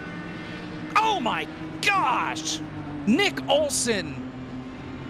Watkins Glen 2009. Oh, wow. No. So you see Sabile into the outside wall, and oh my goodness, what an impact. It just throws Olson's car right across the track. Not only he takes the Preston Pardis machine to the face pretty much with the aero screen, and then breaks the right front suspension, can't turn back up the racetrack, and a horrific shot to the inside wall. This caution saves, though, Colin Fern, since he's your free pass, right on board, and look out. Oh, man, the Brad Keselowski wall is what he got down there. Remember when he almost flipped it, or did flip it? Hitting those tires, man, oh man. And he had no control either. After he made just a little bit of contact with Leighton Sabile, that was it. He had no control. He could not steer that car. Runs right into that. Luckily, I mean, coming back across the track, if anything, the speed with which he hit that inside wall was a blessing for Gary Sexton and Ronnie Osmer, who ended up making their way by because of the speed that Olson carried off of the wall. But it has thrown things into chaos here in the middle of green flag pit stops, but not if you're Josh Bilicki, DJ Cummings, or Chase Cabry, who run in your top 3 and now have their opportunity to try and make their way down to the pit lane here, as we are really just at the halfway point of this one. How about Justin Malillo here, Blake? He is the luckiest man on the face of the earth. The caution came out right before he got lapped. He's able to get around the rest of the field. He stays out. Justin Malillo is your race leader on just 3 lap older tires than everybody else who just came onto pit road now. DJ Cummings, by the way, winning the race off pit road. There you see Justin Malillo, the guy that said he would lick a battery if he went to victory lane, now that Interstate Batteries is the title sponsor for the series. And tonight's as good a night as ever to make it happen. Well, and I think it works twofold for him. He's going to be able to trap a couple of cars a lap down here, Ryan Vargas and Jordan Buster, who want to take the wave around. But Melillo's, I would say he's probably going to stay out here, so they're not going to have the opportunity to do that. And at least by IndyCar rules, I'm not sure if it's any different here, Jacob, they would restart Vargas and Buster would at the front of the field behind Melillo, although right now I see Vargas and Buster being waved by Melillo to be able to take the wave around. So I guess we'll get a little bit of an update on that in just a moment. Let's see if maybe we can't catch up with Justin Melillo. I know right now, pretty excited to be running at the front of the field. He's been awfully competitive all night long here tonight. So let's see if maybe we can't catch a word with him. Justin Melillo, Blake McCandless up in the M&R booth. You got us? Hey, what's going on, Blake? All right, Justin. Well, I know you're doing well. You're up here at the front of the field. You've been running up front here for a good majority of it. Seems like that 53 car has got some pace. Where do you really find your comfort level? I know a lot of these combinations that have a lot of high speed, we always seem to talk about that 53 car being right in the thick of things. Well, I do love the IndyCar in general. It's one of my favorite cars on the service. I've run the Indy 500, both the fixed and the open, for the official series for the last couple of years, and I've won it a couple times. I got a certificate behind me, so I love this combination. I feel like it's more of a strategy, a chess game, and I can definitely strategize myself into a good position there. And I knew I had to get ahead of the leader there out of the pits, and I managed to do that. I got a really lucky caution, so we're gonna see what we can do here. How does that lucky caution set you up to the end? I know strategy a big part of things, and now that we're starting to see some green flag runs, how did this set you up to the end? We'll have to see. I'm not quite sure how it's going to set everybody up. I don't think anybody can make it on one more stop unless they start saving now. So we'll just have to see. I don't think we're going to make it anyway, as far as that's concerned, but we'll just have to see. All right, Justin Melillo, we'll just have to see. Well, good luck to you. You're about to come up on the restart and take the lead, so have some fun. Thank you. Thank you. Sounds like a pretty confident race car driver, if I'd say so myself, Jacob. Is Melillo going to lead them to the green flag here at Indianapolis? And boy, does he get a good jump to boot. Has fresh tires up front and nothing to worry about, but about 30 some odd cars in their rear view mirror trying to chase him down. Green flag is back out here on lap 64. Man, they are stacking up in the back of the pack. I'm not sure what the deal was back there, but they're able to keep it straight, at least for now. Melillo out in front, and he's driving with the rear view mirror. Pretty much, that's what he's looking at more than out the front windshield. Here comes DJ Cummings to the outside. He is almost clear for the lead. Here comes Melillo fighting back on the bottom. The left side tires underneath the white line. Wheel to wheel coming through turns 3 and now turn 4. Melillo has the advantage. He's clear for the race lead. A lot of space given between these two. DJ Cummings trying to make up all the ground he can, but here comes a big run from Josh Bilicki, who's going to split the gap and look to go 3 wide for just a moment. He'll back out before they get to the apex of the corner, so Bilicki will try it once again to build up a run here on the back straightaway. Cummings still trying to make that move on the top side. Josh Bilicki, here comes the run for car 79. Trouble, turn 2. Case Kallenbach, Jordan Buster. Couple more cars involved. Corey Heim, Michael Fisher. It was a car down on the apron. Devin Henry had a big crash and wrecking, trying to avoid him. Came back up across the racetrack. And actually, guys checking up and not checking up there is what caused all that. Yeah, I'm looking at it right now. So Devin Henry ran into the wall off of turn 2, gets out of shape. Hard hit in the inside wall, completely destroys the entire nose of his race car. So he's down there on the bottom. He's all by his lonesome, and you're exactly right. The reaction to that by a couple of other drivers is what really did them in. Looking at Devin Henry, we've seen how these cars kind of ricochet or trampoline across the racetrack when they get into an accident. And it was Corey Heim that slowed up for it, and it didn't look like Joey Padgett did a whole lot of slowing down there. He runs right into the back of Corey Heim, collects Michael Fisher and a couple of others. Man, oh man. Well, I've lost track at this point, Blake, of cautions. I'll figure it out here shortly, though. As long as I count everything correctly this time. But man, oh man, it's been a day. Yes, it has. And well, we still gone just past halfway. We'll see how many drivers that this latest wreck kind of takes out of contention. It's probably worth mentioning we've had a couple additions, a couple of names added to that list of drivers who are behind the wall and likely will not be seeing their way back out onto the racetrack. I believe Nick Olson is done. He is right now 35th, 7 laps down. Leighton Sabile, obviously involved in 2 crashes of his own doing, will finish in 33rd and will not do me any good service here, Jacob, when it comes to the picks. So a little disappointed in that. But right now, 29 cars scored on the lead lap, and just a pair of cars rather, and Devin Henry and Joey Patchett, who are a lap down. I think Patchett may also be done here, Jacob. He was involved in his second incident, so I don't think it can work for Joey Patchett to get back out there, and I believe Devin Henry may be in the same situation as well. That's kind of the way it looks here, but well, okay. Corey Heim, bold statement in the iRacing chat saying, "Worst MNR race ever." I ain't buying that one. We're far from that point, I think, Blake. You were here for Gateway last year. Yeah, I was about to say that's easily top 5, if not the top.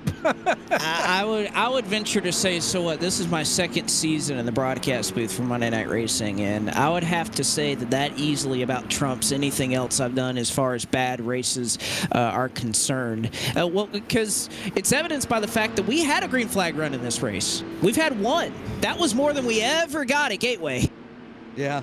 Well, and we had lap cars wrecking leaders, and Landon Huffman tossing himself out of the league, taking out Bailey Turner, and yeah, that was a hot mess. But hey, so far, knock on wood, we're just past halfway. We're doing good here. Okay, better here than we were at Gateway, but it's still a long way to go, and we'll see what these guys can do here the rest of the way. We'll see what they can do. Again, this is what happens when Brett Baldeck doesn't make it to the race, you know. Just goes to chaos, right? Well, no, wait. I thought he was in the... Oh, no, that's right. I forgot. He said he couldn't make it tonight. I was thinking he was in the... in the qualifying session for tonight, but he was not. Well, I know he's that forgettable, but, you know, you can pay attention a little bit, Jacob. All right. Oh, boy. Well, all right. Pace car, the lights are off, and we are set to get rolling once again here from Indy on lap 68. Justin Melillo will lead us to lap 69, and we are back underway here at Indy. Oh, DJ Cummings with a big block on Balicki. Balicki goes to the outside. Cabry goes to the bottom. Oh, and now Cabry spins in front of the field. A hard crash into the outside wall. He collects Ronnie Osmer. He collects Corey Heim. No, Bailey Turner, I think. Yes, that's Bailey Turner. Reed Wilson gets a piece of this. Another horrible crash in turns 1 and 2, and this time the dominant car of the day in Chase Cabry goes around, and it piles 3 more with it. And that was once again just a self-spin. You can see Cabry loses control, gets down onto the apron, and from there he is just along for the ride. A hard hit for him. He tabs Raja Caruth, a couple of others, Reed Wilson, Bailey Turner, several more. We haven't really seen a crash of this magnitude in about 30 or 40 laps or so. This one took out a lot of drivers and a lot of front runners at the front of this field. Gary Sexton, he's been avoiding a lot of crashes today. today. He's barely able to scrape on by, no harm done. See, further back in the field, it looked like everybody was able to get checked up fairly well. But we're starting to run into that situation, Jacob. A lot of these cars, they don't have a fast repair left. Chase Cabry certainly does, but a couple in this wreck certainly do not. And man, that was a tough wreck for a lot of drivers. And again, just a self-spin, Cabry has been fast all night, but that is how these Indy cars can humble you. They can just snap on you when you least expect it. Yeah, and Cabry had been running that line the whole night. That was the first time that he had gone down there. Maybe just got a little bit too low and got a piece of the curbing, and that curbing is lethal in these Indy cars. And of course, that was Raja Karuth that got tipped in that, not Ronnie Osmer, as I said in the live call, and he took a whale of a shot to the back end first and then took a hard shot to the inside wall. Bailey Turner got in it. Reed Wilson had nowhere to go but pile on in. And it's just been one of those nights so far in this race, as I believe we're on caution number 9 right now, Blake. That is the case. Caution flag number 9 here on lap 69. And Reed Wilson, he's trying his best, Jacob, with his damage. He can barely, he can't steer that car. He wants to do everything he can to avoid taking a tow, but unfortunately you can see the steering is completely broken on that car. He can't hit the brakes. He's trying to let everybody know. He's saying go on by, but this is kind of one of those cases that maybe the tow would be a better option at this point. He's trying to make it work, try to get back to the pit stall before the fast repair kicks in. Or no, he missed the stall. He's trying to back up. Yeah, he drove by it, and then when he got on the brakes, it kicked him sideways. And that's the bigger issue. And that's what happens when you only have really 2 working wheels. As he's still trying. And now I think he finally got it in the box. Yeah, the clock's rolling. So he's okay, and he should be able to get that thing fixed. Problem is, he's already used his fast repair. So he's pretty much got to fix all that damage by himself. Well, again, after running these Indy cars enough, when you have certain types of damage, the sim, it's not like the NASCAR Cup cars or Xfinity cars where occasionally you can look up and see a ridiculous number. You can see 321 hours of repairs. They'll do it. If you sit there that long, that car will get fixed. Unfortunately, here in the Indy cars, there is definitely a point of no return where they say, guess what, we're not going to be able to fix that. You're just going to have to go on home. So I think a number of drivers experiencing that right now. Raja Karuth is 2 laps down. Bailey Turner 2 laps down. Reed Wilson, and then Corey Heim. He was involved in back-to-back wrecks. He was having a pretty quiet evening, but was running up in about the top 10 or so, and he got in back-to-back wrecks, and that'll be the end of the night for Corey Heim, who of course still has a win to look forward to and locking his way into the round of 12 here in Season 6. The Monday Night Racing Pro Series presented by Interstate Batteries is brought to you by Interstate Batteries. Built to top industry standards, Interstate Batteries has been the technician's choice for 9 years and counting. Powered by a distributor network of 300 wholesale warehouses and backed up by more than 150,000 dealers around the world, as well as 200 all-battery center franchise stores, Interstate seeks to deliver the most trustworthy source of power to the world every single day. Interstate Batteries, outrageously dependable and proud partner of the Monday Night Racing Pro Series presented by Interstate Batteries. Lights are off on the pace car, and I have to say, when you talk about strategy and making that work, it has certainly worked out here. Jacob, for Justin Melillo, caught the caution when he needed to, and even has caught a few more that has kept him up here at the front of the field. You can see his car all the way against the outside retaining wall in turn number 4, and the pace car dives off. Melillo will get us back underway. Something interesting I noticed there, and I don't know if we mentioned it or caught it, but Blake was using the access road under caution there. My guess is saving fuel down there. It's flat, trying to save as much fuel as he can just in case. Remember, he said he doesn't think anybody can make it on one more stop unless they started saving after they pitted there. So maybe Justin's trying to save and try and make this work, especially under these cautions. Here comes DJ Cummings around the outside looking for the lead. Well, I know one thing that'll help Jacob if he wants to try and accomplish that goal, if he's trying to save some fuel, probably one of the best things he can do is give up the race lead. That would probably be the best solution for him, and you can see he's not going to put up much of a fight here. DJ Cummings around the outside trying to take the lead into turn number 1, and I think if Cummings was a little more aggressive, he could really pinch that car. Oh, trouble coming off turn 1. Connor Berry goes around. Single car spin, down on the apron. Don't think he had any contact. He spins it around again, down on the apron. We will stay green as Connor Berry got a little too high and got too wide right in front of Stephen Ellis. And doesn't look like a whole lot of damage off of the corner. You see him crossing the yard of bricks. Right here, Connor Berry into turn 1. I don't think he gets any help with this. He's right in front of that yellow car, just slides up the racetrack, and he may have gotten a little bit of contact as he slid up. Looks like he checked up, but still green, and he spins again. He spins into turn 3, hard to the outside wall. This will come with some damage. Something broke on that car. He was not able to control it into turn 3. He has since called a tow truck, so a second incident for Berry, not around anybody, and we stay under the green flag. So a tough sequence of events for Connor Berry. 2 spins and a tow as he did not want to affect the race leaders, and he is right now sitting on pit road. And it's a great job there by Berry to at least get off the racetrack, get out of the way, not try and struggle, knowing the leaders are coming there.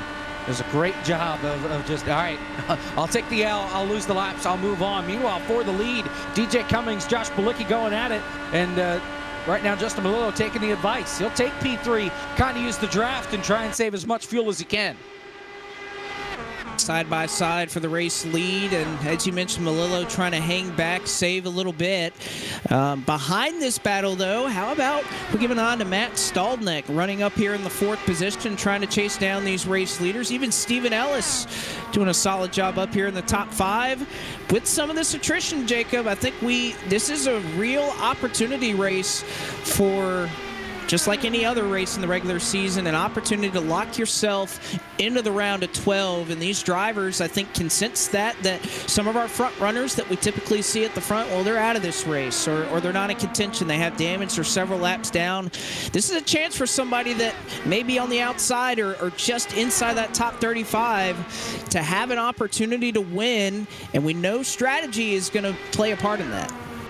No doubt about it, as they're still just wheel to wheel up here at the front between Balicki and DJ Cummings. And you have to keep in mind, as we ride on board with Melillo, you're exactly right. Not only are points up for grab at the front of the point standings, but at that top 35, as you mentioned, that is huge.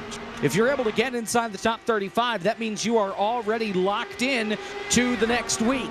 If you're not in the top 35, you have to qualify your way in, and that's really difficult. There we go! They wreck for the race lead. Cummings into the outside wall. He hangs on, and I don't think he's going to get a caution. He is out of control and cannot steer that race car. No caution after Balicki and Cummings make contact. I believe, Jacob, that Balicki may have slipped up just a little bit on the inside. We'll get another look at it right here. Well, if you watch Balicki's line, he pulls out, he drives it in really deep, and he's halfway on the apron. Yeah. He has to move up. He drove it in way too deep. There was a little bit of net code there that made that contact, but they would have hit either way. And how about Justin Melillo just being able to sneak through that wreck? Oh, by the way, Bailey Turner has parked the car, so add that car to the scrap yard. He is done for the night, and there is a new leader, Justin Melillo, back out in front. Not only that, it wasn't just Melillo. Stephen Ellis had a pretty close call there with DJ Cummings. So a couple of incidents that have not put us under the yellow flag. So Cummings will have to take a tow. We stay green. An update on Connor Berry in the 0-2 machine. He is back out onto the racetrack. He took his tow. He took his fast repair.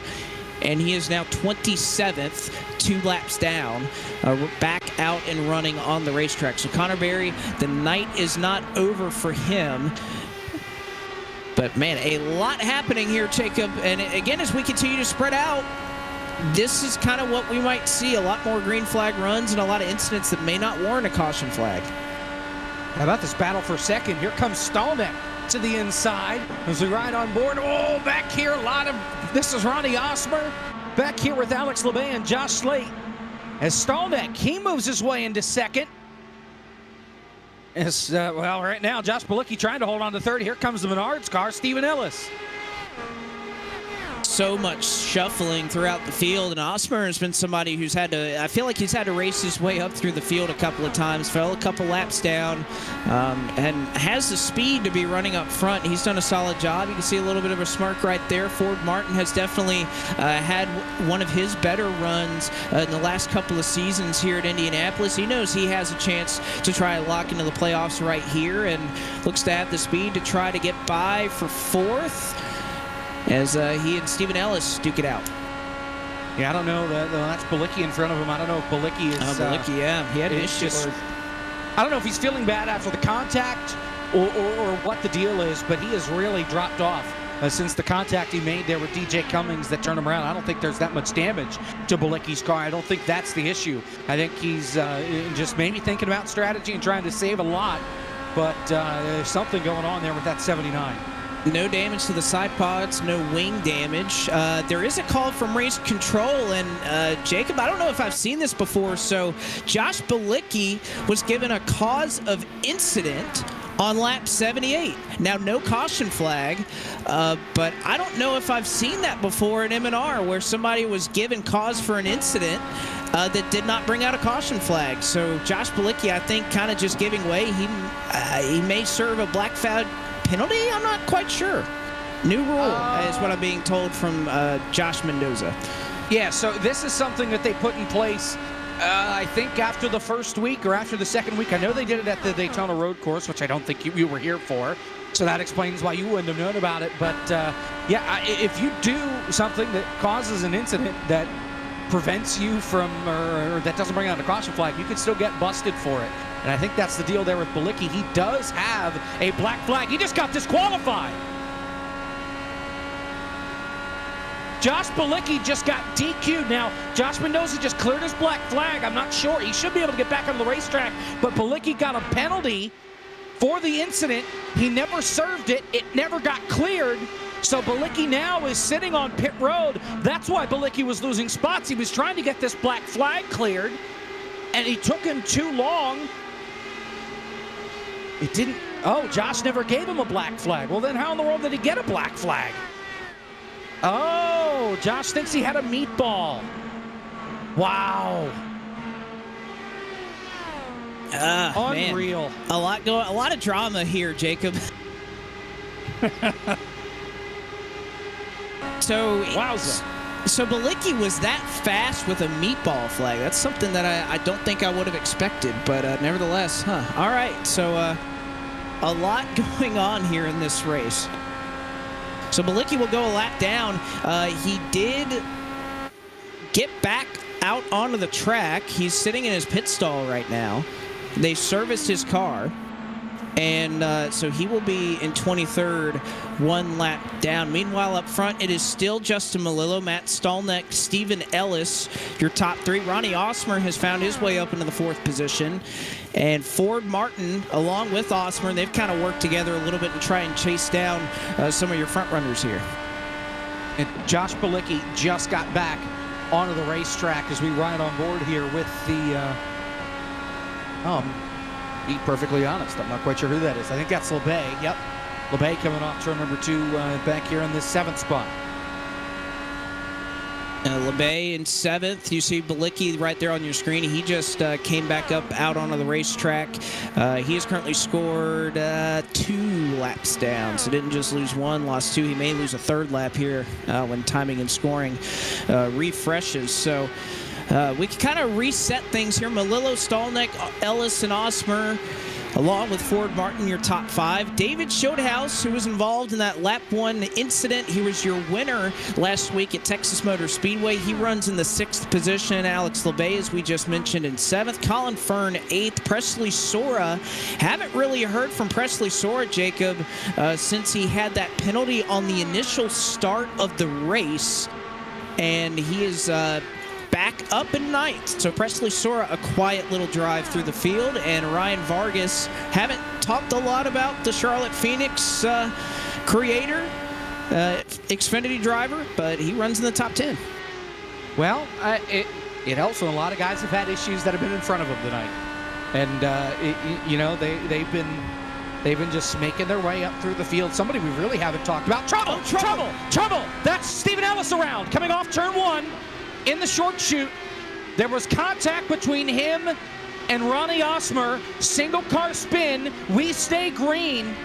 That was really close, I think, to being a caution just because it was in the racing line.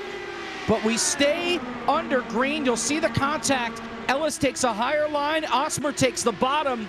And Osmer can't hold on, and he gets up into the 56, or the 46 rather, and turns him up into the wall. A great run for Stephen Ellis, gone up in flames. Ford Martin did a heck of a job missing that one. What I was going to mention, though, before that I saw the smoke, David Schothaus. Remember him? He wrecked lap 1. He's back up into the top 6 right now. Was up inside the top 5 before that contact happened. And again, another cause of incident right there, being charged to Ronnie Osmer despite the fact that a caution was not thrown. And remember, you get 8 incident-caused points out of the entire season. So after you hit 8, you're done for the rest of the year. So some guys are doing better than others. If you've caused 5 incidents by this point in the season, you may be packing your bags a little bit early on. If this is your first, you're still sitting okay as Osmer sends it in deep on Alex LeBay and takes over that 4th spot. LeBay staying right on his rear wing, though, coming through turn 2. Now Osmer starts to pull away. When I look at this fuel window, Jacob, and we've had some drivers that pit at lap 61. We're nearly at lap 90 now. We heard Justin say earlier he doesn't think that anybody can make it on one stop. But you also have to keep in mind, Justin pit 3 laps before anybody else because he pit under green, stayed on the lead lap, and then got that caution immediately. So if I'm a Matt Stolnick, if I'm a Ford Martin, you may be sitting in a better spot here than Justin Melillo if you can try to one-stop this race to the end. Well, but I think that's why Justin was saving as much as he was under the cautions, is because he knew, okay, I'm on a little less fuel than everybody else. I got to save so I can catch up to them a little bit, so that way I can still relatively be in their window that I might be able to make it on one more stop. I think that's what he was trying to do, and that's why he's not too worried at this point about being out in front of this field, even though Matt Stolnick has started to reel him in, though, and I'm sure he won't complain about any draft. I think that's what Justin's thinking. Yeah, it has to be, because if he were trying to save, he would not be up where he is right now. He would not be in the race lead. So he's completely going off of something else. Now, on the flip side, if you're Matt Stolnick or if you're in Ford Martin, yeah, this is great. You get guaranteed draft, a little bit of better fuel mileage. So this is working out almost perfectly if you're Matt or Ford or even Ronnie Osmer, who was tagged for a cause of incident, but wasn't penalized any further because of it. Just a strike against the caution count or the cause count on the evening. That's it. So, and remember, you caused 2 in a night, you're parked. I don't think anybody, I think Nick Olson's the only guy that's gotten close to hitting 2, and I think he did hit 2, but his car was broke, so it didn't necessarily matter at that point. But your top 5 starting to accordion together here. Blake Stolnick staying relatively the same distance from Melillo. That's allowed Ford to close in. Osmer's closing in. LeBay is closing in. And, oh, by the way, Presley Sora's now up to 6th. He has caught this battle as well. They've definitely slowed the pace at the front of the field these last couple of laps, whether that's Justin backing it down, trying to save, whether that's a couple of other drivers behind him not really electing to go by. It's definitely cooled off a little bit at the front of the field in terms of pace, and with that, you're starting to see an influx of drivers who are starting to work within 2 seconds of the race leader. Alex LeBay is there. Presley Sora is a part of this battle now. Colin Fern isn't far behind. David Schothaus, who was in 6th, he's lost a couple of positions, but again, I think this is a strategy play by a number of these drivers to not really contest these positions. As long as they have draft, they're okay. Hearing the call right now, Jacob, Justin Melillo is pitting this time, and that would make it 42 laps, 41 after he comes out to try and make it to the end. That might be pushing it on fuel. It's going to be tough. If he gets a caution, though, within the next 5 laps, kind of like what happened the last time, he's going to be okay, but he's got to rely on that caution, I would think, to be really safe. There it is! Caution's out! Josh Slayton, Seth Eggert have crashed in turn 3. And this could not have worked out better for Melillo, who's going to come off of pit road on the lead lap, and now he's going to be on the same cycle as everybody. So Justin Melillo, I'm going to ask him for some lottery numbers tonight. That worked out perfectly for him. Wow, and these guys just got together and then couldn't get unhooked. Wow. Unbelievable. I think that's a case where Slate thought he was clear because he was carrying a lot of speed, and I mean Eggert held his line. He did not move in that corner. I think Slate just expected to be ahead of Seth Eggert by the time they reached the center of the corner. Was not the case. So unfortunately, there both drivers required repairs on both of those machines. I believe Eggert may have a faster pair though left. Not so sure about Josh Slate. All right, well, everybody's going to be pitting here, I would think, other than Melillo. And that's going to turn this thing into a ball game here. You get one more caution, and I would think you'd be able to save enough to make it to the end with that caution. Under green, though, I still think a good number of these guys would be able to save enough to make it if they can't make it without saving. Now, one thing I will say about the IndyCar and saving fuel and shutting the motor off and everything. So pretty much the iRacing way to do things is you run your anti-stall on. So that way you can't stall the car. You can turn it on, and why wouldn't you have it on in iRacing, right? It's just too much of an advantage, and if you're clutching, you're shutting the motor off and everything. It's just something extra that you don't have to worry about. This IndyCar, if you're going slow enough and you shut the motor off, I mean, we see it in real life where a lot of drivers stall cars on pit road in IndyCar. I wouldn't be surprised if we see somebody, if this is really going to come down to fuel mileage while we're pacing around under caution here. The anti-stall won't save you if you're going slow enough and you shut off this IndyCar. So I wonder if somebody's going to fall victim to that maybe we see somebody who just stops randomly, and that may be the cause of it. It's tough with these IndyCars, a little bit different than everything else that you can run on iRacing. The old Marcus Ambrose, except you're not trying to save fuel while going up a hill. Exactly. Yep.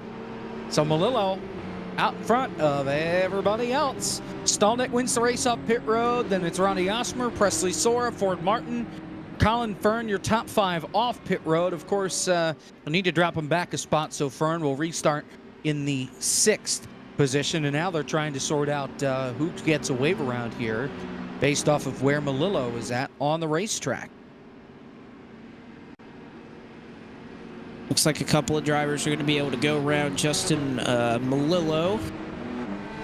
So Carruth, Connor Berry, I think Josh Balicki may be in there. He may be able to wave around the pace car. They'll all go back to 1 lap down. The lucky dog, looks like it was Michael Fisher, I believe, was the lucky dog, the free pass on this latest caution. So Fisher in the 96 is back on the lead lap. So we got our wrecking out of the way, Jacob, but I would say the latter half of this race has been pretty entertaining. We've had a lot going on. We've had a couple of incidents, but for the most part, this second half has really outshone the first half of this race. It was a little rough there for a little while. It's gotten a little bit cleaner. We've had less cautions, but I feel like we've had the same amount of incidents. We just haven't had cautions for them. But it's still been enough chaos to keep us on the edge of our seat. It hasn't been, boring and nobody can pass, but it also hasn't been a complete train wreck with cars wrecking every lap. So we've been able to get it going here, I think, to a pretty nice pace, and we're going to have 21 cars on the lead lap here for the restart. Chase Cabry is the first car 1 lap down. DJ Cummings, Raja Carruth, Connor Berry, all still a lap down. Now, these guys actually just got the wave. So I think with where they're at, no, pretty sure they are still a lap down with where they're at. They just got waved, but they only got 1 back. They're still going to be 1 down. Most of these guys are. Yeah, so they'll need a little bit more to get back on the lead lap. Grid Rival is the most in-depth fantasy motorsports manager game on the planet, and Grid Rival is full of engaging features that bring a new level of engagement to your favorite racing series. Grid Rival is proud to support Monday Night Racing, and of course you can check out the Grid Rival app in the App Store if you're on iPhone, or Google Play if you are on an Android. And a lot of odds made of this race, but I don't think the odds had Justin Melillo as a potential favorite to win this race. Green flag is back out with just a bit over 25 laps to go in this one. Oh, man, Colin Fern drove it in deep into turn number 1. Ford Martin was able to shut the door. That was for position number 5. Melillo gets away out in front. He's your leader. Stallneck is in second. Then you've got Ronnie Osmer, Presley Sora, Ford Martin, your top 5. As here comes Stallneck. He looks to the outside. Melillo covers the spot into 3. You're not really going to have to be worrying about fuel mileage at this point. I think you're well within your range to try to make it to the end. Oh, Osmer tight off of turn 4. Collected that car back up, but he about shoved up the racetrack and into the outside retaining wall.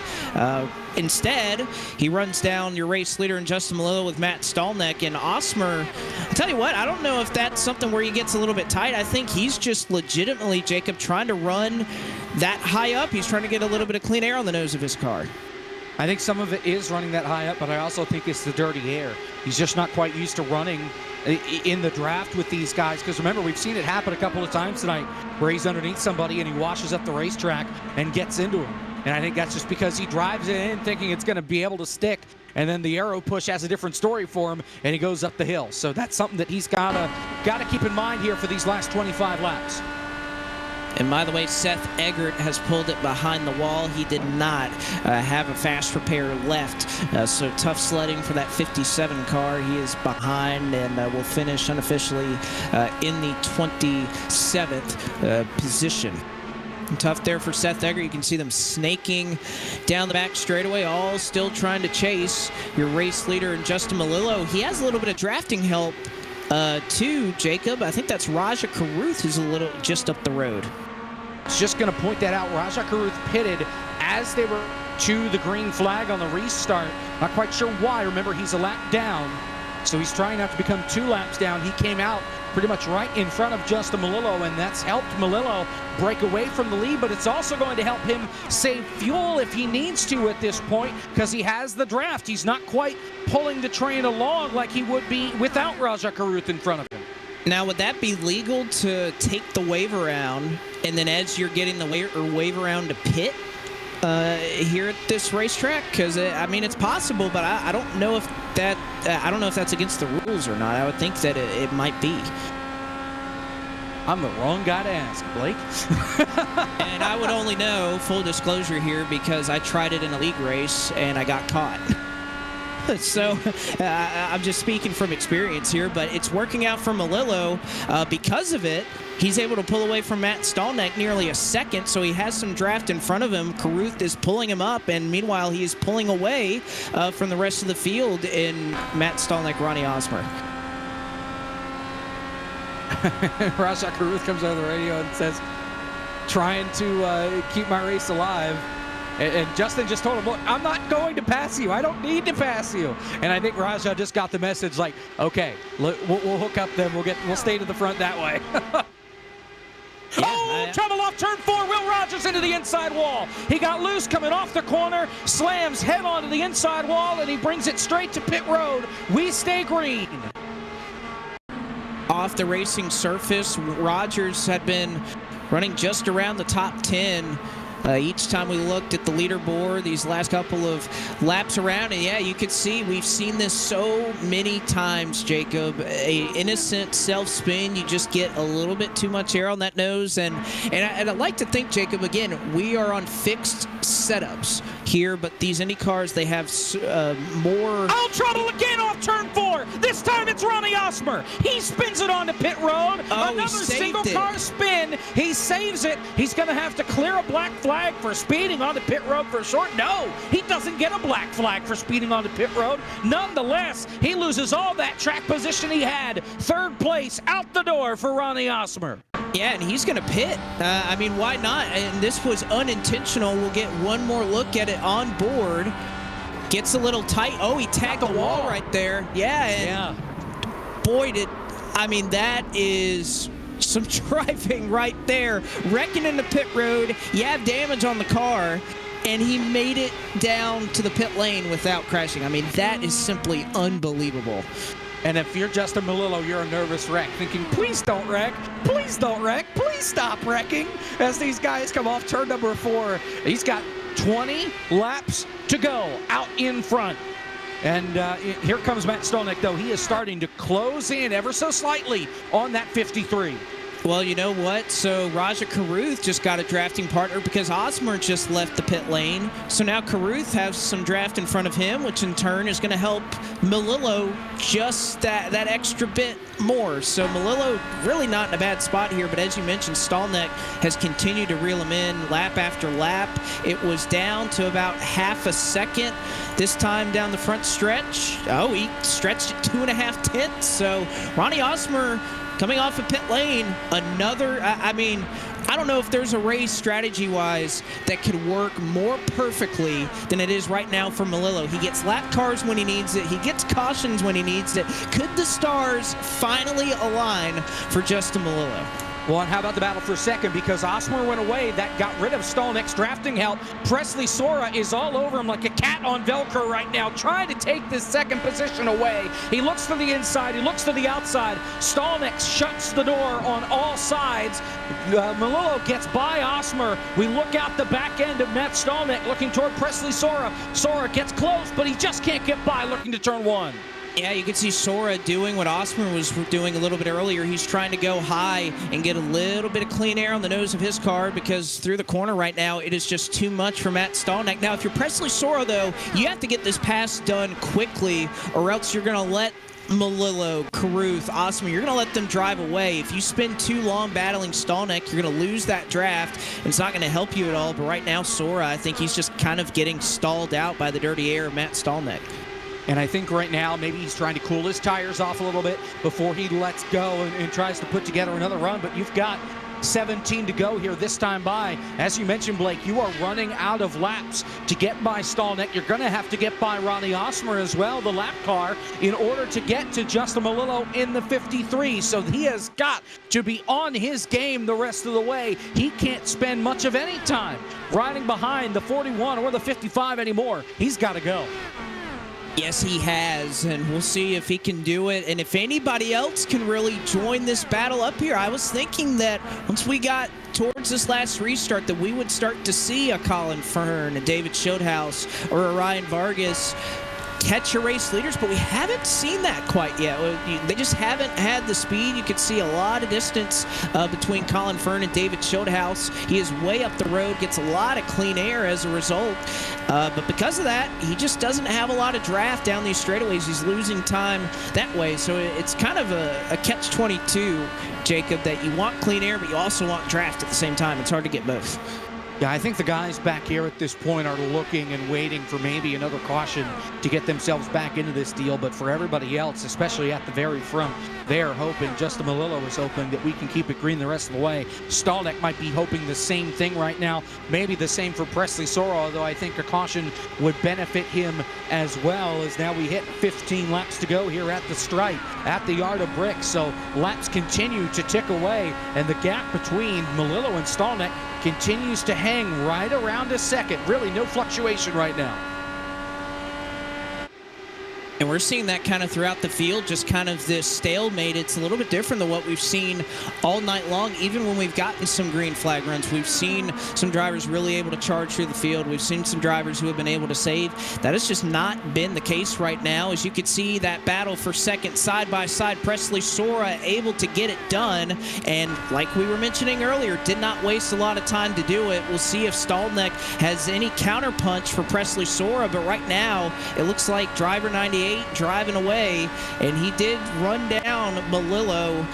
Or actually, no, he didn't. Melillo pulled him by 3/10. So Presley Sora up into second. He has a lot of work to do to try to catch Justin. but he ripped the Band-Aid off now, right? He's gotten by Stolnick, and he's caught up right away to Ronnie Osmer. Osmer gets out of the way, and Sora goes right by into second. Huge move by Ronnie Osmer to get out of the way of the race leader. He wants Presley Sora to try and catch Justin Melillo and make this a two-car fight for the win. Presley Sora now only has Melillo to catch and to pass to try and take the race lead.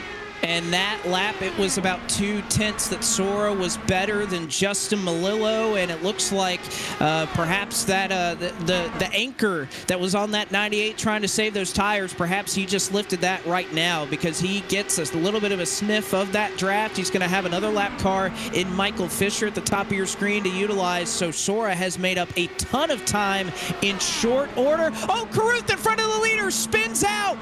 No caution, but Caruth gets loose, goes down to the inside. He has no control over that race car, so Melillo loses his drafting partner.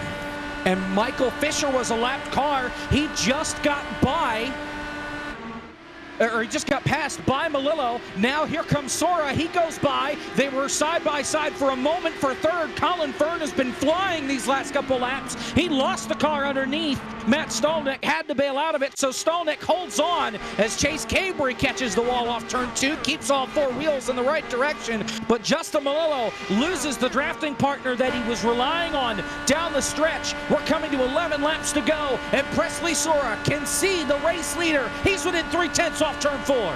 And you see Sora starting to push up just a little bit as he finally gets into the turbulent air off of the 53, but he's going to make up a ton of time here on the front straightaway. 11 laps to go here at Indy. Presley Sora to the top side to try and get a little bit of clean air on Justin Melillo. And Jacob, I think if you're the 53 right here, you have to be mirror driving. Troubled off turn 1. One car to the inside wall. Single car spin. This one's Ryan Vargas. He takes a huge shot to the inside wall. He slid up in turn 1, made contact with Michael Fisher. Fisher saved the race car. Vargas did not. A hellacious crash to the inside for Vargas. We stay green. Colin Fern has ripped third away from Stolnick. Meanwhile, Presley Sora is a car length away from your race leader. Presley Sora has a run down the front straightaway as they cross the yard bricks this time. 10 laps to go. Sora to the outside into turn number 1. He is way up the racetrack, but is holding steady on Justin Melillo. Into turn 2, Sora looked to try and cross him back over, and he may have it here off of turn 2. They're still side by side. Now give it to Presley Sora, your leader here at Indy. But Justin Melillo not going to go away just yet.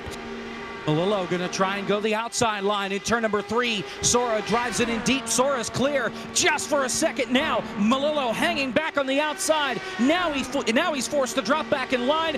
Oh, and he has to come down to the bottom of the racetrack. Close quarters off turn number 4. This side-by-side battle may allow Colin Fern to close into the picture. They're wheel-to-wheel back to turn 1. Melillo back out in front. Presley Sora looking to win again here in Monday Night Racing. He's been to victory lane many times before. Justin Melillo, always a bridesmaid, but never the bride, looking for his first victory in Monday Night Racing. Sora to the outside, Justin Melillo down to the bottom. They'll be side by side again into turn number 3. Meanwhile, they are not losing ground to Colin Fern in third. Fern has not made up any time, so it is right now just a battle with your top 2. Melillo clear for the lead, and these two drivers going to have to be perfect over these final 9-8 laps here at the start-finish line. Sora leads that time by on the outside. Here comes Melillo, drives it in deep. They're wheel-to-wheel off turn number 1. Here they go to turn 2. Sora still with the wing out in front. Melillo fights back on the bottom off the corner. As soon as one driver throws a punch, a counter punch is ready by the opposite driver. Side by side once again into turn 3. Sora trying to pinch down Justin Melillo into the corner. Melillo will take the top spot into turn 4 and will take the bottom. Now Sora may try to cross over. Melillo going to block to the bottom. Sora with a run to the top once again. These guys are all over each other, almost contact a couple different times on that last time around. Here comes Melillo back on the bottom. Sora leads at the start-finish line. Melillo with a great run through turn 1. Tries to connect the corner in turn number 2. Down on the bottom. He's clear. Melillo back in front. And Melillo, I think, is having the strategy that we saw earlier implied by Chase Cabry, that you can pass me, but you are going to have to do it on the top, as Melillo nearly arced him out of the corner. Almost contact between Sora and Melillo. Sora tags the outside wall, getting into turn 4.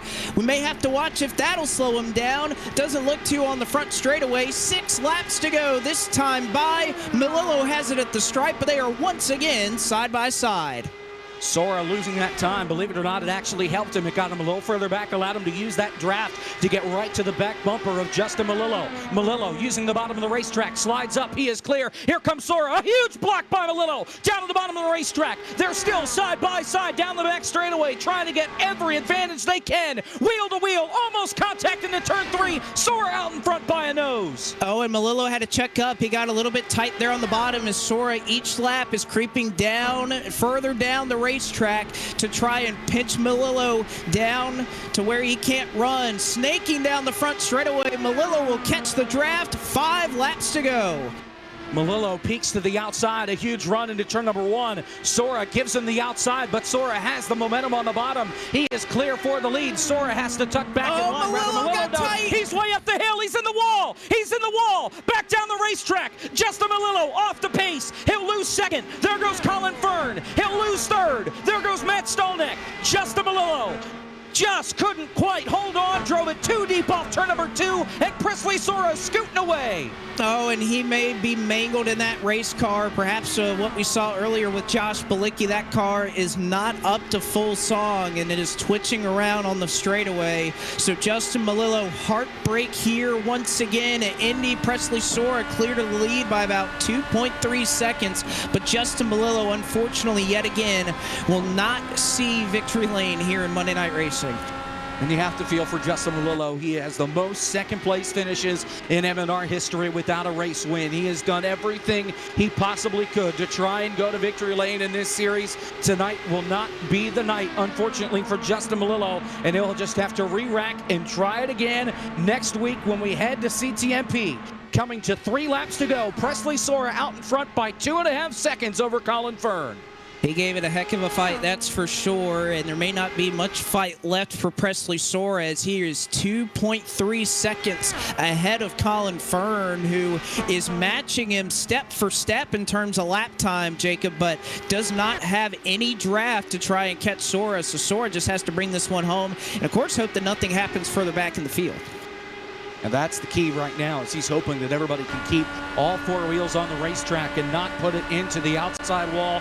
Cause or caution. We've seen a couple of single car incidents on this run, but we have not seen any sort of caution as a result, as Sora leads him back around. 2 laps to go when he hits the yard of bricks. He is just 5 miles away from victory lane at Indianapolis. They're duking it out just outside the top 10. It was nearly contact between Devin Henry and Gary Sexton. That's about the only thing that comes between Presley Sora and a hometown victory here tonight at Indianapolis. You can see it right there on your screen, side by side, almost contact as Sexton nearly comes to blows right there. That is a vicious battle going on right now for the 11th position with Bickford, Devin Henry, and Gary Sexton, but off of turn 4, 1 more lap to go. Presley Sora, he can see the white flag right now. He just has to get it, and he does across the yard of bricks.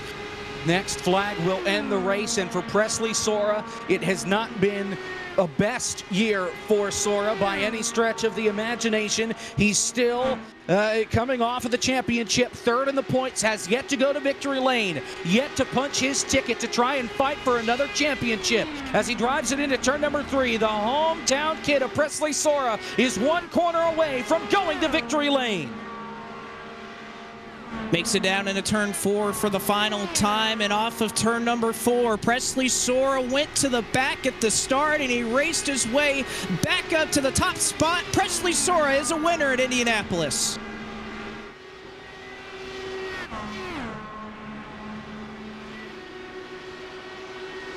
Colin Fern hangs on for second. Matt Stolnick, Ford Martin, and how about Mark Rabilis makes his way by David Schildhouse in the nick of time for your top 5. Schildhouse, Cabot, Lyons, Justin Malillo, and James Bickford rounds out your top 10. So Presley Sora comes out on top in a memorable battle between he and Justin Malillo. Sora goes to victory lane once again in his Monday Night Racing career and will lock his way into the round of 12 here in season 6 to try and defend his title, and takes it home at home. Presley Sora gets it done.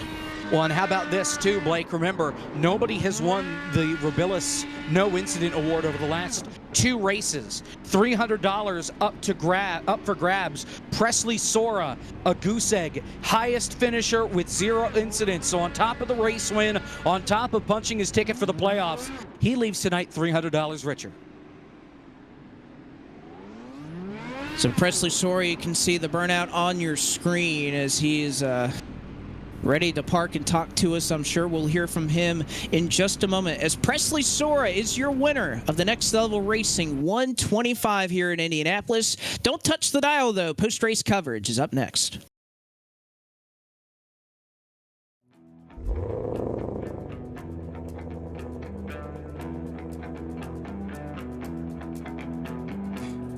I ain't trying to bring you down, but for real, you might as well give up now. Think you got a chance, but I don't see how. Got a real tight grip when I hold that crown. My life been good and bad and all around. The more things I lost, the more I found. Everybody wanna be like us, we don't stop, cause the top just ain't enough. I'm the first one in and the last one out. Whoever owns the place gotta drag me out. Came here ready to fight on this night, you better just run for your life.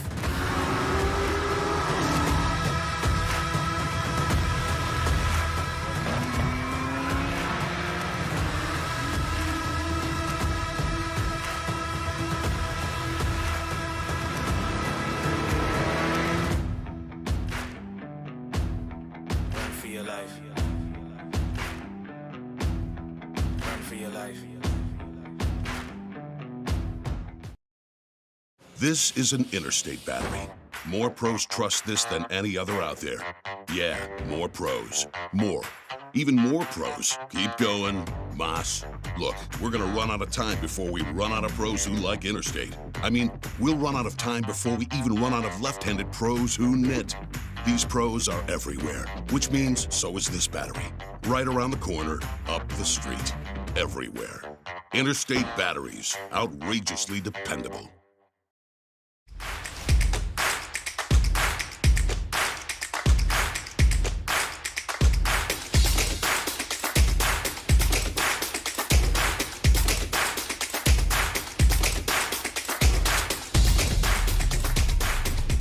Visit our website at toughgoflooring.com.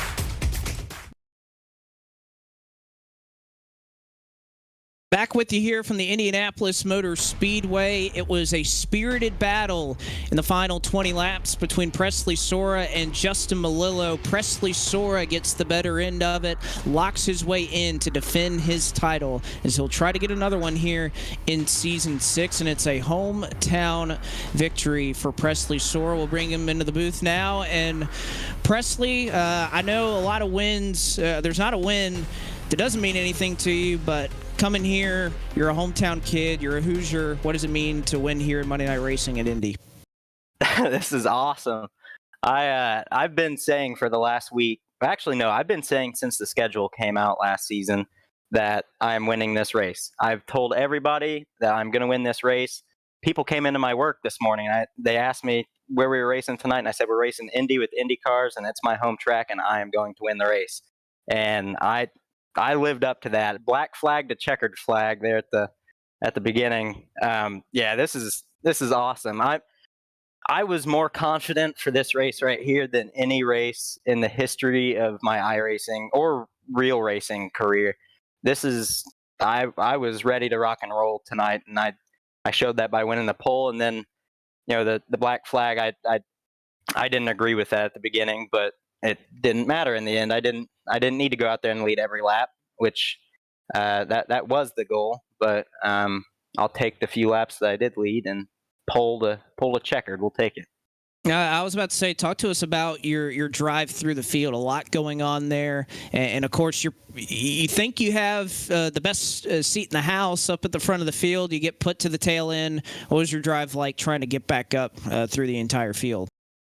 Well, we spent a really long time just sitting in the back. I mean, I was fuel map 5, and it was actually funny. I was fuel map 5, and I was still picking off a few guys at the back of the field. But I was just trying to just save tires, save fuel, and really just save my race car because it was like ping pong out there. They were all over the place. It was sketchy, but yeah, I was letting them just clean each other out, and then I didn't even take another set of tires until lap 60, and because I hadn't pushed them the whole race, and I just slowly but surely just picked guys off one by one. I got myself in the top 10, and obviously, once you get up in the top 10, guys are a little faster, so it's a little harder to keep going forward. But yeah, slowly I just kept, getting cars one by one. I get them on the top, and yeah, me and Justin, we had a heck of a battle there. I hate that the air pushed him up into the wall like that because I wanted to keep going like that until it checkered. But yeah, that was an awesome battle. I respect the heck out of him for keeping that clean because there's some guys that either would choose not to or they just wouldn't be able to, and they'd run me up the track into a wall. But no, he kept that thing clean, and I respect the heck out of that. But yeah, I was the last 2 or 3 laps. I kept saying over and over to my spotter and crew chief Robert Dorman and James Pike. I was like, man, just please keep it green. I was like, I don't want to get heartbroken by a caution. I've worked too hard for this one. Just let me bring it home. And thankfully, they kept it clean, and I did bring it home. All right, Presley. Well, congratulations. You've locked your way into the round of 12, so I'm sure we'll be seeing more of you here as we get into the playoffs. But nice job tonight, and again, congratulations on your victory here at Indy. Thank you, and I got to give a big, big thanks to my sponsors, Shaq iGear, Mamba Media, Roasted Gems Coffee, Skybox NASCAR, B-Blaze Vintage, McConey Setup Shop, 213 Simware, and Splash and Go Graphics. This car looked awesome, and I'm so glad I won in that thing because I would have been so disappointed to finish anywhere worse than first in a car that looks this good. So yeah, shout out to all those partners. Presley Sora gets it done here in Indianapolis. We'll let him go, and we will instead catch up with our 9th place finisher tonight. He was a part of that battle to the end. Jacob Hitz is caught up with Justin Malillo. Justin Malillo was in it until the very end tonight. Take us through that battle with Presley Sora. It was fun to watch. Yeah, that was some of the most incredible racing that I've ever had in this game. We were definitely, both of us were putting it all on the line there, and I couldn't ask for anything much more of that. It was either going to come home with the checkered flag or the steering wheel, and that's what we got. So, you know what? It's my best finish of the season. I got to look at the positives. I really thought I had it there, and the lap car in front of me lost it off the corner, and it cost me about 3 seconds to the field. And I really truly think if that didn't happen, I might have been able to hold on. Just things just don't go your way sometimes, and I really thought tonight was my night, and it just didn't happen. Obviously, next week we go to CTMP, the road course with the next gen cars. A lot different than what we had tonight. Yeah, that's probably going to be my throwaway race of the regular season. But it's next gen cars. We're going to be slipping and sliding all over the course there. It's very easy to get off course on most sport. We just had the international series up there a couple weeks ago, and some of the best drivers in the world were losing it off of all the corners and punting into each other. So I'm sure we'll have our own little excursions next week. But man, this traction.gg IndyCar was absolutely phenomenal tonight. Strategy was on point. I really thought I scammed the field tonight, and we'll just have to wait for another fun combination that I can actually compete in for another chance, I guess. Nonetheless, top 10, best finish of the season. Nothing to hang your head about. Justin, congratulations, and best of luck next week from CTMP. Thank you, Jacob. That's Justin Malillo coming home P9, just coming up short at the end of this deal here from Indianapolis. Blake. Yeah, it was a tough deal to know that Justin had such a great shot there to lock into the postseason. As we'll take a look at our full field results here. Of course, Presley Soar with the win, Colin Fern second, Matt Stolnick in third. Ford Martin finishes up in the fourth spot. Mark Rabillis rounds out your top five, so a lot of great runs up here in the top five. David Schildhouse sixth. Adam Cabot was seventh, Robbie Lyons with eighth, Justin Malillo ninth, and James Bickford rounded out your top 10. Gary Sexton comes home on 11th. Devin Henry, a nice little rebound for him after his crash. He finishes in 12th. Josh Slate finishes 13th. Jordan Buster, 14th. 15th belongs to Case Kallenbach. A nice finish for him. Stephen Ellison, 16th. Alex LeBay, 17th. Chase Cabry, one lap down in the 18th position. First car lap down. Then Will Rogers and Ronnie Osmer rounding out the top 20.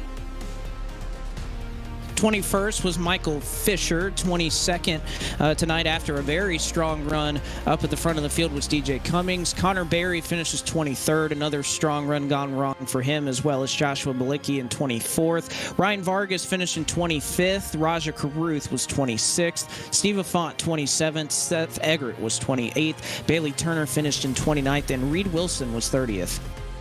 And all these guys DNF'd out of this race with damage to their cars. Corey Heim in 31st, Joey Padgett 32nd, Preston Pardis 33rd, Leighton Sabile 34th, Nick Olson 35th, Dakota Curtis 36th, Max Kennan 37th, Michael Massey 38th, Gabe Wood 39th, Chris Weaver 40th, and the final three, Garrett Smithley, Ron Capps, and of course Anthony Alfredo with his connection issues, did not turn a lap tonight from Indianapolis. That is how they finish up here tonight at the Indianapolis Motor Speedway. Next one up, though, Jacob, we heard a couple of drivers mention in their post-race comments, next-gen cars at Canadian Tire Motorsports Park. That's going to be a tough one for a lot of these guys. Yeah, there are going to be a lot of guys going off course next week. I think Justin had a great point talking about the International Series, where if the pros can't handle it, imagine how these guys are going to do. It's going to be one of those where we're going to see a lot of guys off course. There are a lot more carnage next week. We'll see how cautions play into it. Keep in mind, we are at a road course, so we'll see what the league decides to do as far as cautions, as far as a race distance for that, whether it's a timed race like we saw at the Daytona road course earlier this year, or if it's a traditional lap-counted race. We'll just have to wait and see. But I think CTMP will be pretty fun next week if we have the guys that have been fast all season long, guys like Joey Padgett, David Schildhouse, Raja Caruth up at the front of the field. I think they could put on one heck of a show next week. And we've had two banger finishes in a row between the photo finish last week at Texas and the dramatic finish this week. We could put it up a three-peat next week. It's not out of the realm of possibility. And you know that Turn 10 at CTMP is known for throwdown brawls, dump 'em and bump 'em style racing. Like that's what we're going to see next week. It'll absolutely be something to watch. And again, I think a combination that is tough, it's challenging, but I think you're right. I think that type of road course can put on a really great show, and who knows, maybe we'll see something the likes of Cole Custer and all the Chase Elliott, all the other great finishes, if you want to call it that, Canadian Tire Motorsports Park. So for Ford Martin and Paul Sutton of Monday Night Racing, Josh Mendoza in race control, Gary Sexton and John Theodore at Podium Esports, our camera builder Dougie Beard tonight, our overlay builder Michael Hall, Cameron Auburnon on social media for us tonight, and for tonight's broadcast crew, our producer Ryan Bauer, and my colleague in the broadcast booth, Jacob Hitz. I'm Blake McCandless saying so long from Indianapolis, but don't go away just yet. We are starting our coverage of the FrontStretch.com post-race show with Brendan Hoff and Michael Massey here in just a moment. So don't go away. Post-race coverage is up next.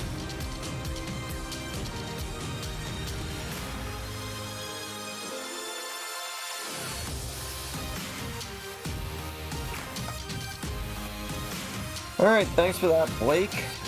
We are here for another week of the FrontStretch.com post-race show. I'm Brandon Hoff. That is Michael Massey. Mike, we're here another week. Interesting race. I guess you can use the word interesting. What was it from your point of view? I know you kind of had pretty bad luck tonight. Oh, man, it was haven't been mad like that in a while, where you get your hopes up and you just get them crushed, because that's what the beginning 50 laps or whatever of this race was. It was just mayhem. It had a pretty good run to the end, but yours truly was not around for that part, because I don't want to throw people under the bus, but the same person caused both wrecks I got caught up in. I was running around right at the top 25. Well, I was actually top 20, but I kept coming in to top off with fuel because I knew we were going to have a long run at some point. But yeah, used the fast repair the first wreck, second wreck. I came to pit road and they told me you're done for the day. So, that's a frustrating one. But it looked like it was, once it got past the Wreckfest stage of the race, it looked like it was a pretty good race. We saw an awesome battle between Presley Sora and Justin Malillo there at the end. And it's too bad that Justin, I guess he just lost control there. But, man, it would have been a lot more fun if we could have seen both of them go toe-to-toe to the checkered flag. Yeah, I mean, that battle the last, 15, 20 laps, I mean, that was intense. They just kept crossing each other over. I legit thought Justin was getting that. I mean, he was out front. He had Raj's toe. And I thought because of that, at least until Raja wrecked, I thought that was going to help him win and stay ahead of everybody else. But, hey, that was a really good race run by Justin. I mean, I know he hasn't had the best of luck in these races, but he ran a really good race tonight. I mean, given everything that everybody went through. And Presley, too. Presley won. And, he ran a great race. But really, the last 30 laps were probably some of the most entertaining laps we've seen in the league, just because, the way they had to go at it. But I'm glad. I don't like wrecks or anything, but I will say, I don't like when the lappers come in between the leaders in the closing laps, as we've seen a couple of weeks. But I'm glad, I'm happy for Presley. I'm sad for Justin, but we saw a good race. And I'm glad I'm happy for Presley. And I know we'll have him on the show tonight. And he's an Indiana native, so that track means a lot. Even if it's virtual, it still means a lot to him. He better have some milk that he's dumping all over himself. Stay tuned. He's going to talk about it. He's going to talk about it later. We're going to get him on here shortly. But we've got some other guests as well. It was a weird top 10, really. So you had was Colin Firm was second, which that's normal. Matt Staltneck was third. Yeah, I believe that was his best finish of the year. I want to say. I think so. Yeah, his best finish of the year. And Ford. Yeah. Ford is a little disappointed in us for not having him on to talk about it tonight, but it's his best finish of the year. So good job, Ford. And Mark Rabillas rounding up the top 5, a guy who missed a couple races early in the season for who knows why. But, so that was a fun one for sure. And I believe we have the third place finisher ready to go. Matt Staltneck finishing the third. There he is. Unfortunately, he's wearing a Syracuse shirt, but we see him there. How you doing tonight, Matt? I'm doing good. Am I live? Oh, I'm live. All right. You're live. I'm doing good, guys. Thanks for having me. Yeah, for sure. Congrats on the podium run. What did it look like from your vantage point? How'd you pull it off?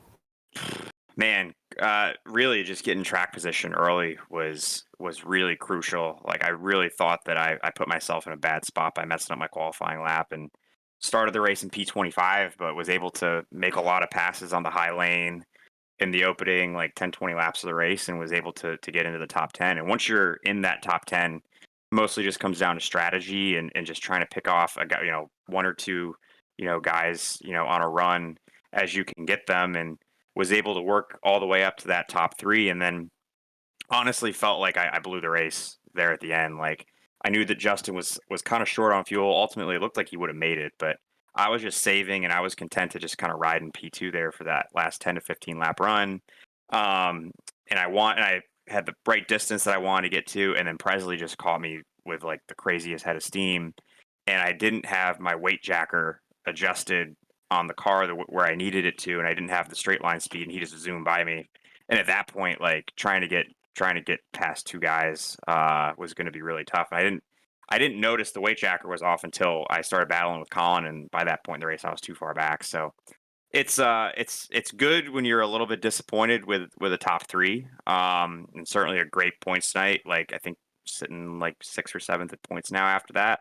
So thrilled with that. It's been a really good start to the season so far. I've been able to kind of keep the nose clean and no DNFs, which honestly, with how many guys we have in the league this year and how many drivers have been attempting races, it's really just been about, survive, and did that tonight and worked out. Yeah, Matt, you talk about the start to your season. You said you're 6th or 7th at points. Kind of quietly, under the radar. You don't have the win yet. Talk about the season though so far. I know in the past few weeks of our show we've talked about, the competitive, probably this being the most competitive season of MNR yet. What's your opinion on that? Do you agree, or where do you think the competition level is right now? Competition level is crazy high right now. I mean, you look at the entry list every week, and you've got 10 to 15 plus real life drivers, NASCAR Xfinity Cup trucks. I mean, like, we're sending guys home on a weekly basis that are like real life drivers in some cases. So I mean, that should tell you everything you need to know about just the level of competition in this league. And it's an honor. It's an honor to be able to race with these guys, and an even better honor to be able to run well. So yeah, I mean, frankly, this was a race that I had circled. Talladega was a race that I had circled, and I feel like I know my weaknesses as a driver, and I know my strengths, and road courses are a huge weakness for me, and wanted to at least come out of the Daytona road course race with like at least some decent points. And it wasn't a great run. I think I finished 18th or 19th in that race, but ultimately I felt like if I could just get through that one, get through Motegi where I thought I could be somewhat competitive, from Texas on, with the exception of the Canadian Tire race here coming up, I felt great about the rest of the schedule. So I was like, if I can just be in that 10 to 15 range in points, like I feel like I can take off. And this was a race that I put a ton of pressure on, for that same reason, because with only having like an 8 to 10 race run up until the playoffs start, you got to maximize your strengths, because everybody has different ones in this league. We've got guys that are great road course racers. We have guys that are great on super speedways, INDYCARs, like drafty tracks. Like we have some guys that are great on intermediates, whatever. You have to be able to max points in races where you feel like you have a little bit of an advantage. And this was a combo that I felt great about, and felt like earlier in qualifying it was going out the window. But that's, like I said, that's the key. You got to circle races that you feel good about, and then execute. And feel like that's been the story of the season, for me so far, and I think for the rest of the guys that are up there. Yeah, well, what I don't get is you said you started back there in like the 25th place area. How'd you get out of there without getting caught up in one of the 800,000 wrecks that happened in the first 50 laps of the race? Because that's where I was. I was in that like 19th to 26th range, and it was mayhem. There was no escaping. Well, they say it's better to be lucky than good. So I think I was more lucky than good for the first part of that race, man. It was nuts. Like there was a couple moments early in that race where I was an inch away from just getting cleaned out. So yeah, I mean, there was one in particular where I think it was Chase Cabry just went into turn one and just lost it. Like his weight jacker was screwed up or something. He just lost it, like going to the corner. And like, I swear to God, I missed him probably by an inch. So your guess is as good as mine, Massey. There was a lot of chaos. I was lucky to be ahead of it in most of the cases. And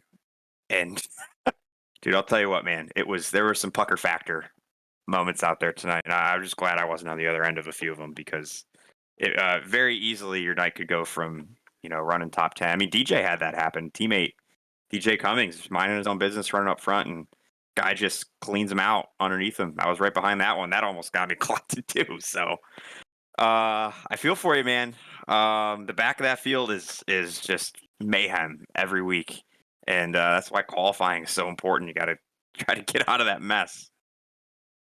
Yeah, it kind of reminds me of the Truck Series a little bit. You gotta get that certain spot to get away from the wrecks. But thanks so much for coming on. Congrats again on the podium. You gonna douse yourself in any milk for getting a podium in the Indy 500, or how's that work? Maybe chug a half a glass of milk and Yeah, I think maybe I'll take like a small swig of chocolate milk. I don't think I deserve anything more than that, and I don't think I deserved to dump a full glass. I think that's reserved for the winners. So, congrats to Presley. He earned it. He freaking blew by me on that one run late in the race there. So he deserves it. He needs to take the glory on that one. I'll pass. For sure. I'm smelling like milk tomorrow. Well, enjoy that little swig of chocolate milk, and good luck next week. We'll see you next time. All right, appreciate you guys. Yep, thanks, Matt. Yep. And I think we got another top 5 finisher already ready to go, ready to ride the pony. We mentioned a 5th place finisher, and there's the man himself, Mark Ravillis. What's going on, Mark? How you feeling after the top 5? Good, man. That was awesome stuff. I'm happy I was able to finally put together the good finish that I know that I was able to get. It's crazy where you can finish when you actually show up to one of the races, right? Too soon. Too soon. I mean, you got a top 5. I mean, you gotta be thrilled. I mean, especially after the wait. I'm ecstatic. My season started off crappy on my own accord for the first one, but yeah, no, it's great to have a good finish like that. I believe that ties my career best too, so that's really cool. And IndyCar is my thing. That's like my favorite thing on iRacing the run. So I'm happy that I was able to come back from a scary moment on the first lap and get it done. And I still had my fast repair left, so that was cool. Nice. You were one of maybe the only one out there with a fast repair left. Yeah, I was gonna say that was pretty hard to come by for anybody to have a fast repair left. Right. Yeah, I had a set of tires and a fast repair ready to go if we had an overtime. That would have been good stuff. So how'd you do it? How'd you get through the mayhem? Because I mean, it took me out. I got caught up in 2 wrecks before lap 50. So what was it like from your vantage point? I was purposely staying to the back. I run really conservative in most of these races, especially stuff like IndyCar where you can't get away with that much. So I stayed in the back and was kind of letting people wreck themselves out. And then around halfway, it started to get a lot cleaner racing as people were falling out and figuring things out. So then I knew I had to start making a move because track position was pretty important. And you couldn't, it's not like a plate track where you can make up 5-10 positions in a couple laps. You have to like work a few laps for each position pretty much. So I just started working my way through, and I was messing with my my fuel map a little bit because it was getting close on fuel at the end, and it all worked out for me. It was good stuff. Yeah, that's an advantage. You mentioned the fuel map. I know a lot of these oval guys might not know, what the fuel maps do, but being IndyCar is your thing.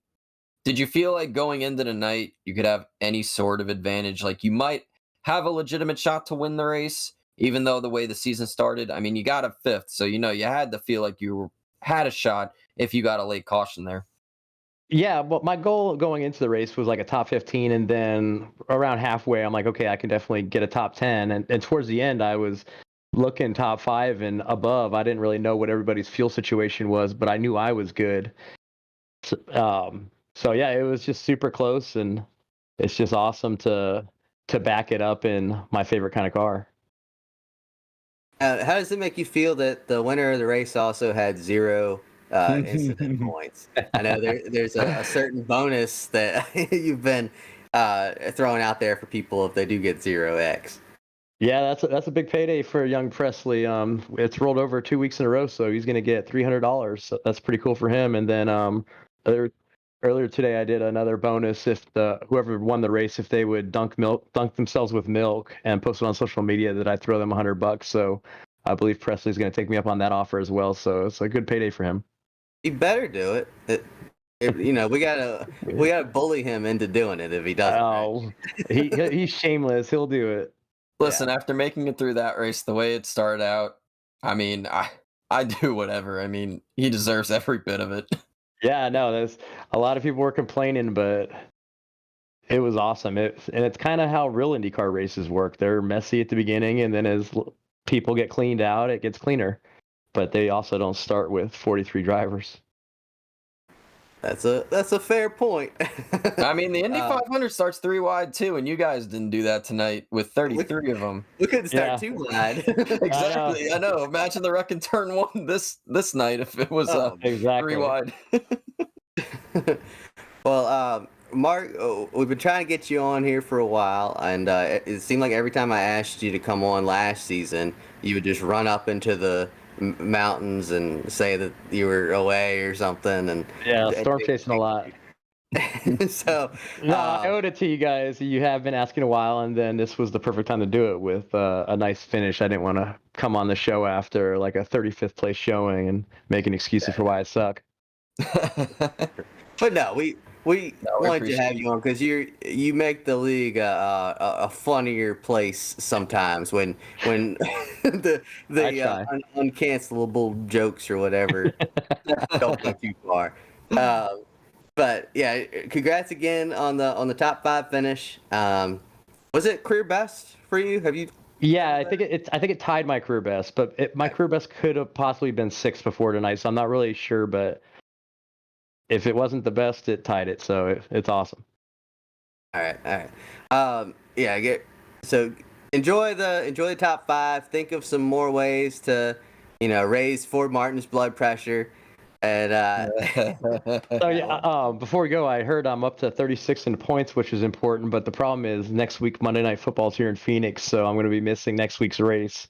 So then I get to play the stress game of trying to get back into the top 35 all over again.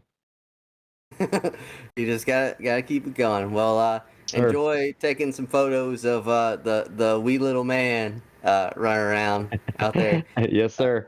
So, we'll catch you next time. Good luck in your quest for top 35. Awesome. Thanks, guys. I appreciate it. Yeah, no problem, Mark. Thanks for coming. Yep.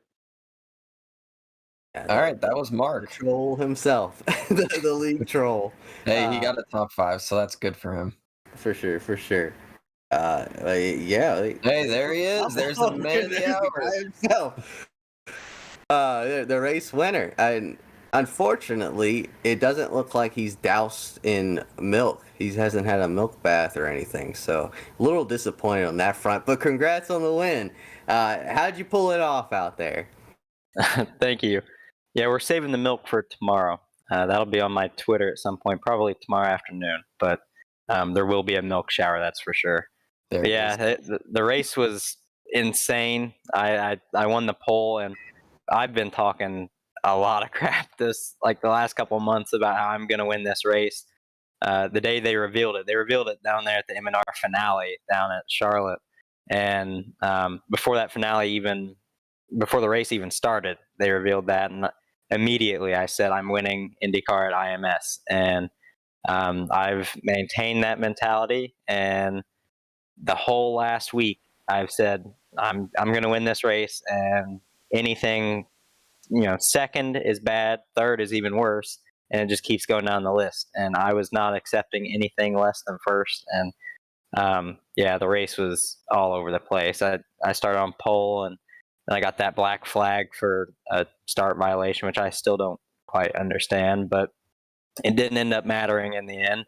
I stayed cool with the help of my crew chief and spotter, Robert Dorman and James Pike. They kept me nice and calm, and we set a perfect strategy. Really, we were just playing it easy, letting guys take each other out, which they did a lot of. And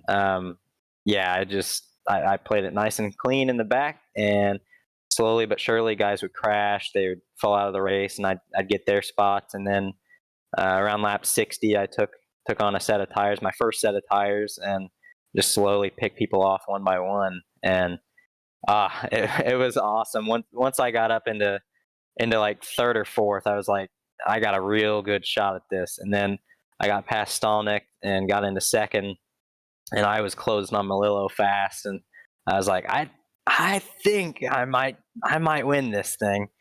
And Melillo and I had an awesome battle, and there's not many guys that would keep it like really clean like he did in that.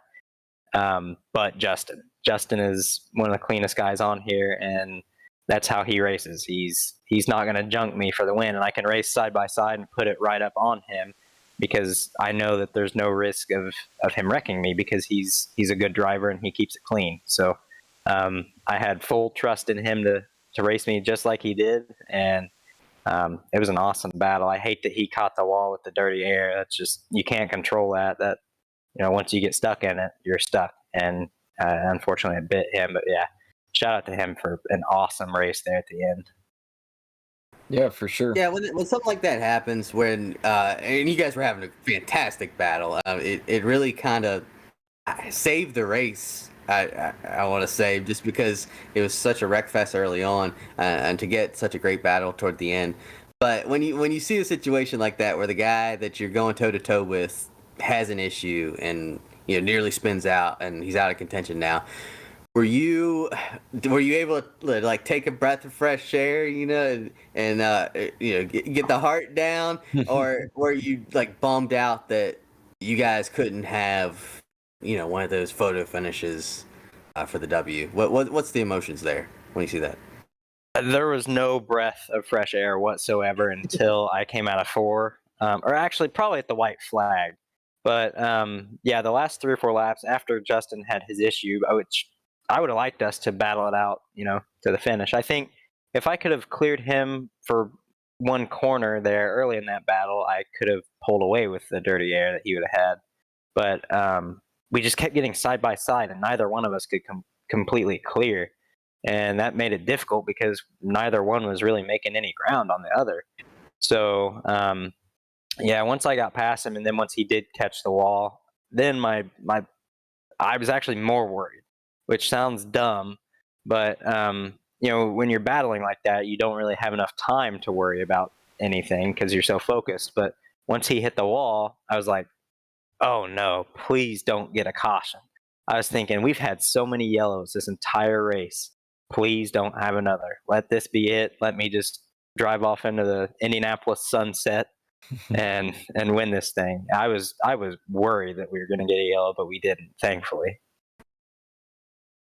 Presley, you're being the defending champion like you are, you just seem like Mr. Cool, Calm, and Collected every single week. It doesn't matter what. I mean, we've talked about this on the show before.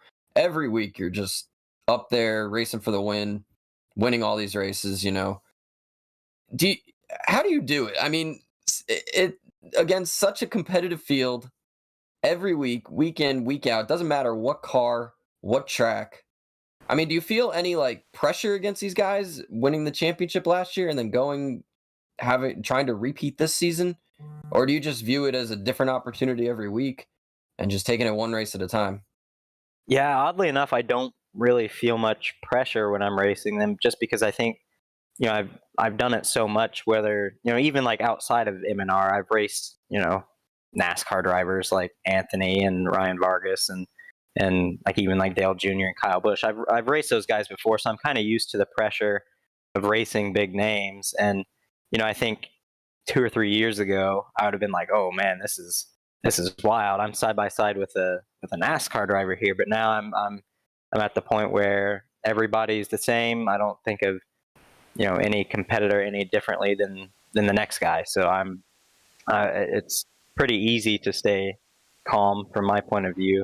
And this season especially, I'm kind of like, well, I've won the title last year, so I've already proven myself to everybody. So now I'm kind of just kind of racing for wins. It's really fun. It's a lot less pressure than last season, because last season I'd say half the league probably didn't even know who I am. And there's probably, still some guys that come in on an inconsistent basis that don't know who I am. But, I think last year I was still trying to prove that I'm fast, and nobody really thought at the beginning of the season that I was going to be a threat to win anything.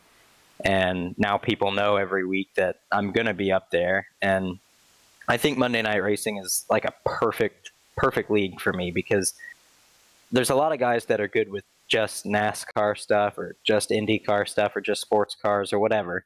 But I'm pretty good with a lot of car track combinations on iRacing, and with a lot of stuff I can I may not be very good, but I can learn it pretty quickly. So I think that helps me with the different car track combinations week in and week out, to where, some guys are more fit to one set driving style, and I'm kind of, I can be decent at a lot of things if I just put in the time. So, I think that's kind of how I'm always up towards the front, and I do put in practice. Not, I don't sit here and sweat the game all the time, but I'll hop in a session every now and then throughout the week, or before the race starts. I'll practice a little and just kind of get comfortable with it, and I think that really helps me. Now, last week we had a guest on here. I'm sure you saw the clip. He cut a promo. It's this guy, Colin Fern. I don't know if you've ever heard of him or not. I think I heard of him once or twice before. But he named a top 5 list. And I won't say what the list is, but you were on said list. And tonight you beat him. He finished second behind you. Did you think about that at all when you looked at the final running order, or what was your reaction to even being included on that list? I thought the interview was hilarious. I enjoyed every second of it. I did watch the whole thing, and I thought it was great. I didn't, when I'm racing around, kind of like what I said earlier, I just race everybody the same. I don't think anybody different than the next guy, so I didn't think about it, and that's just, I saw he was behind me, but I didn't link anything to any issues or being on any lists that he has. But one funny thing though is my name was on his car for tonight. He had his list front and center on the side pod of his car, so wow. I did see that. Really? And I didn't know that. Okay. Yeah, he posted on Twitter, and I saw it in the session too. When I passed it, I saw my name on the side. But I thought that was really funny, because to make a Colin Fern list, that's like a life achievement. So I can cross that off of my bucket list, and I thought that was funny. Yeah. I was gonna say, it seems like an honor. Oh, it is. It's the best honor anybody could hope for, is to get on Colin Fern's list. Still waiting for him to dive bomb you every chance he gets, but we'll see if that actually happens going ahead. But apparently there's been some comments in the Twitch stream that you're a beast at Call of Duty. That's what the fans are going on about. So you win at racing, you win at blowing people's heads off, apparently. Is there anything of the video game sim nature you can't do?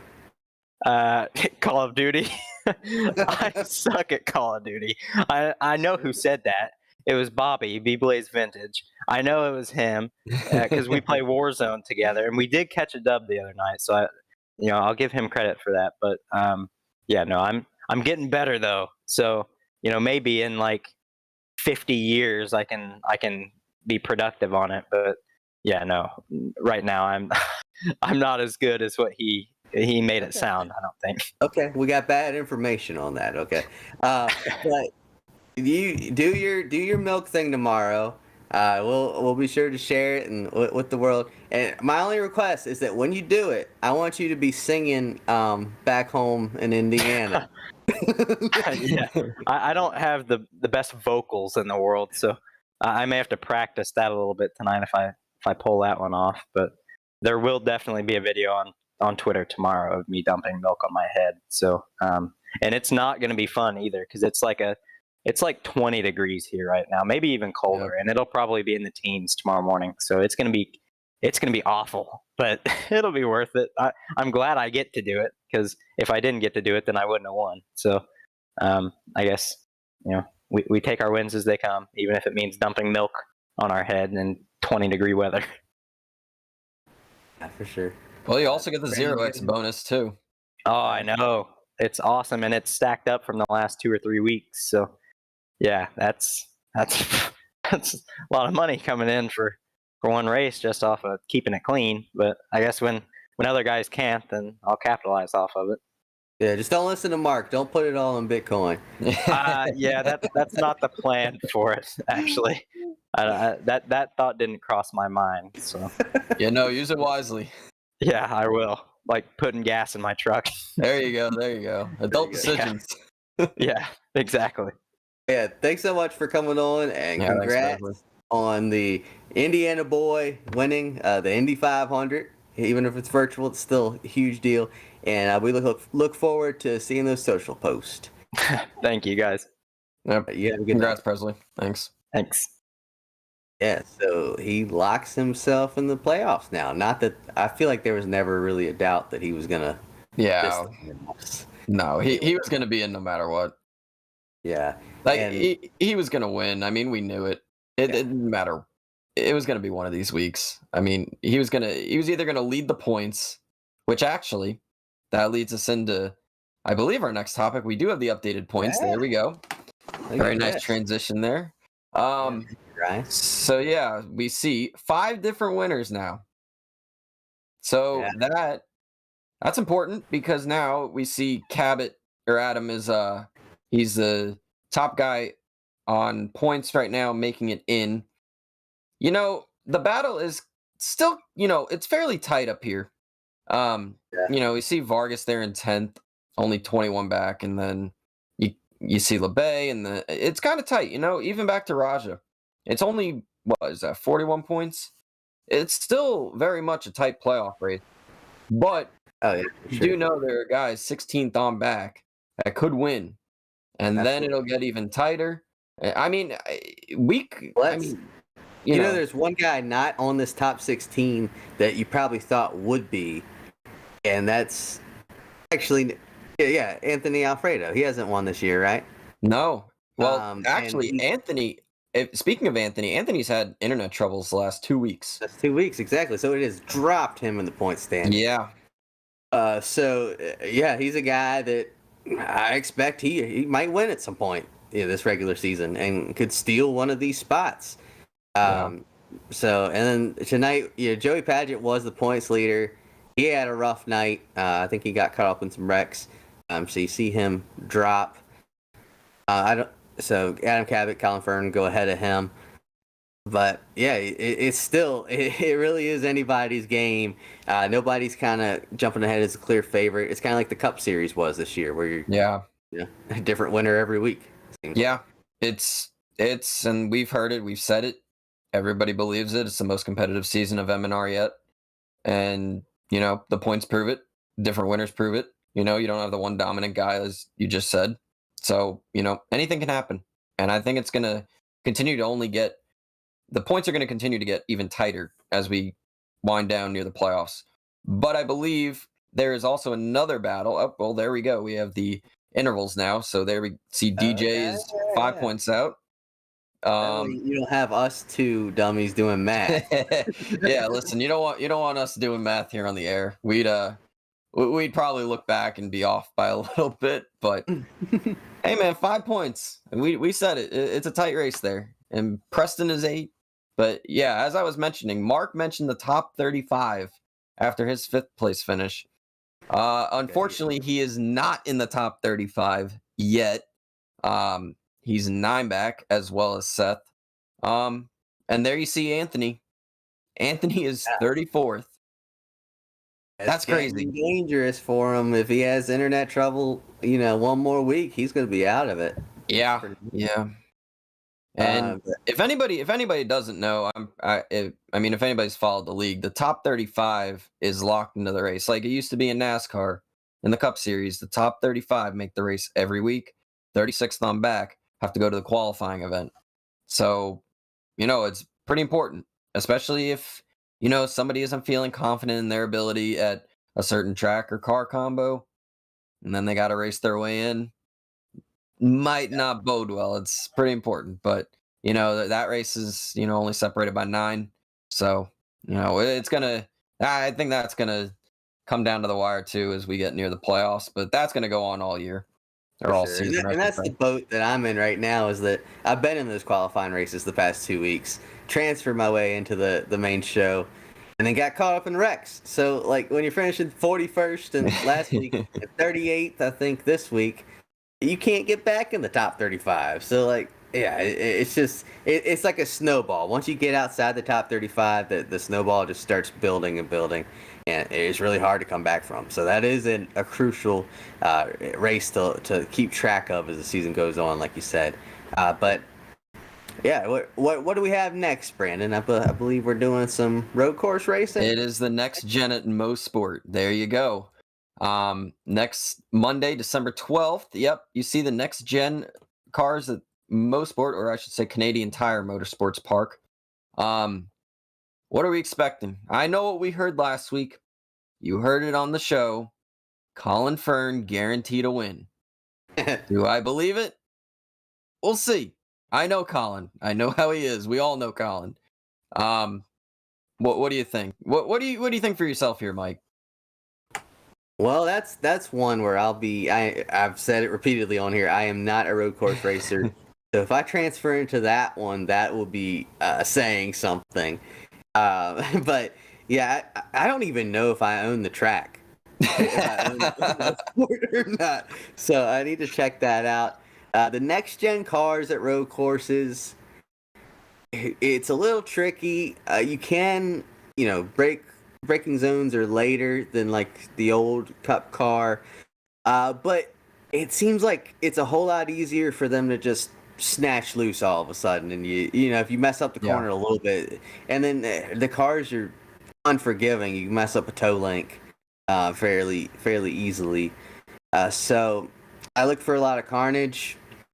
But yeah, I think that you'll see Colin Fern will be a player. He'll play. I don't know if he'll win, but it's if one of those guys, like if Shane Van Gisbergen all of a sudden shows up. Yeah, I would put money on him to mop the floor with the field. Yeah. And there's some other, like Will Rogers is always good at road courses. If Brad Perez were to show up, he'd be a threat at a road course. So, there's different guys, but as always, you're going to see a lot of the same players as well. So, I don't know. As we talked about, it's anybody's race. It's hard to pick favorites this year because it's so tight. The competition is so tight this year. Yeah, and the other thing we have to think about, too, is the way the cautions might work, if there will be any, as we usually do at the road courses, because, you guys usually don't have any. You usually have the timed race, or at least in the sports cars you do. I don't know how the stock cars on the road course is going to work, but, that could be a possibility. No cautions, which means you have a rough opening laps of the race. It's not going to end well, unfortunately, for you probably. But, who knows? If it's a regular road course race with a set amount of laps with cautions, which I kind of doubt, but it could happen. It'll be just a normal race you'll see on iRacing on a road course. Might be a wreck fest. Could be clean. We don't know. But yeah, like you said, I'm expecting some of the same players. I don't know if Colin's going to win. I'll take his guarantee. I'll put it in the back of my mind here. And watching the race next week, who knows? I think it'll be exciting though.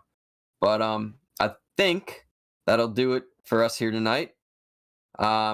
As I said, as we've said the last couple minutes here, next week, December 12th, 8 p.m. Eastern on Podium Esports here. Mosport with the next gen cars for Monday Night Racing. For the FrontStretch.com post-race show, I am Brandon Hoff. That is Michael Massey. We'll see you guys next week. Have a good night.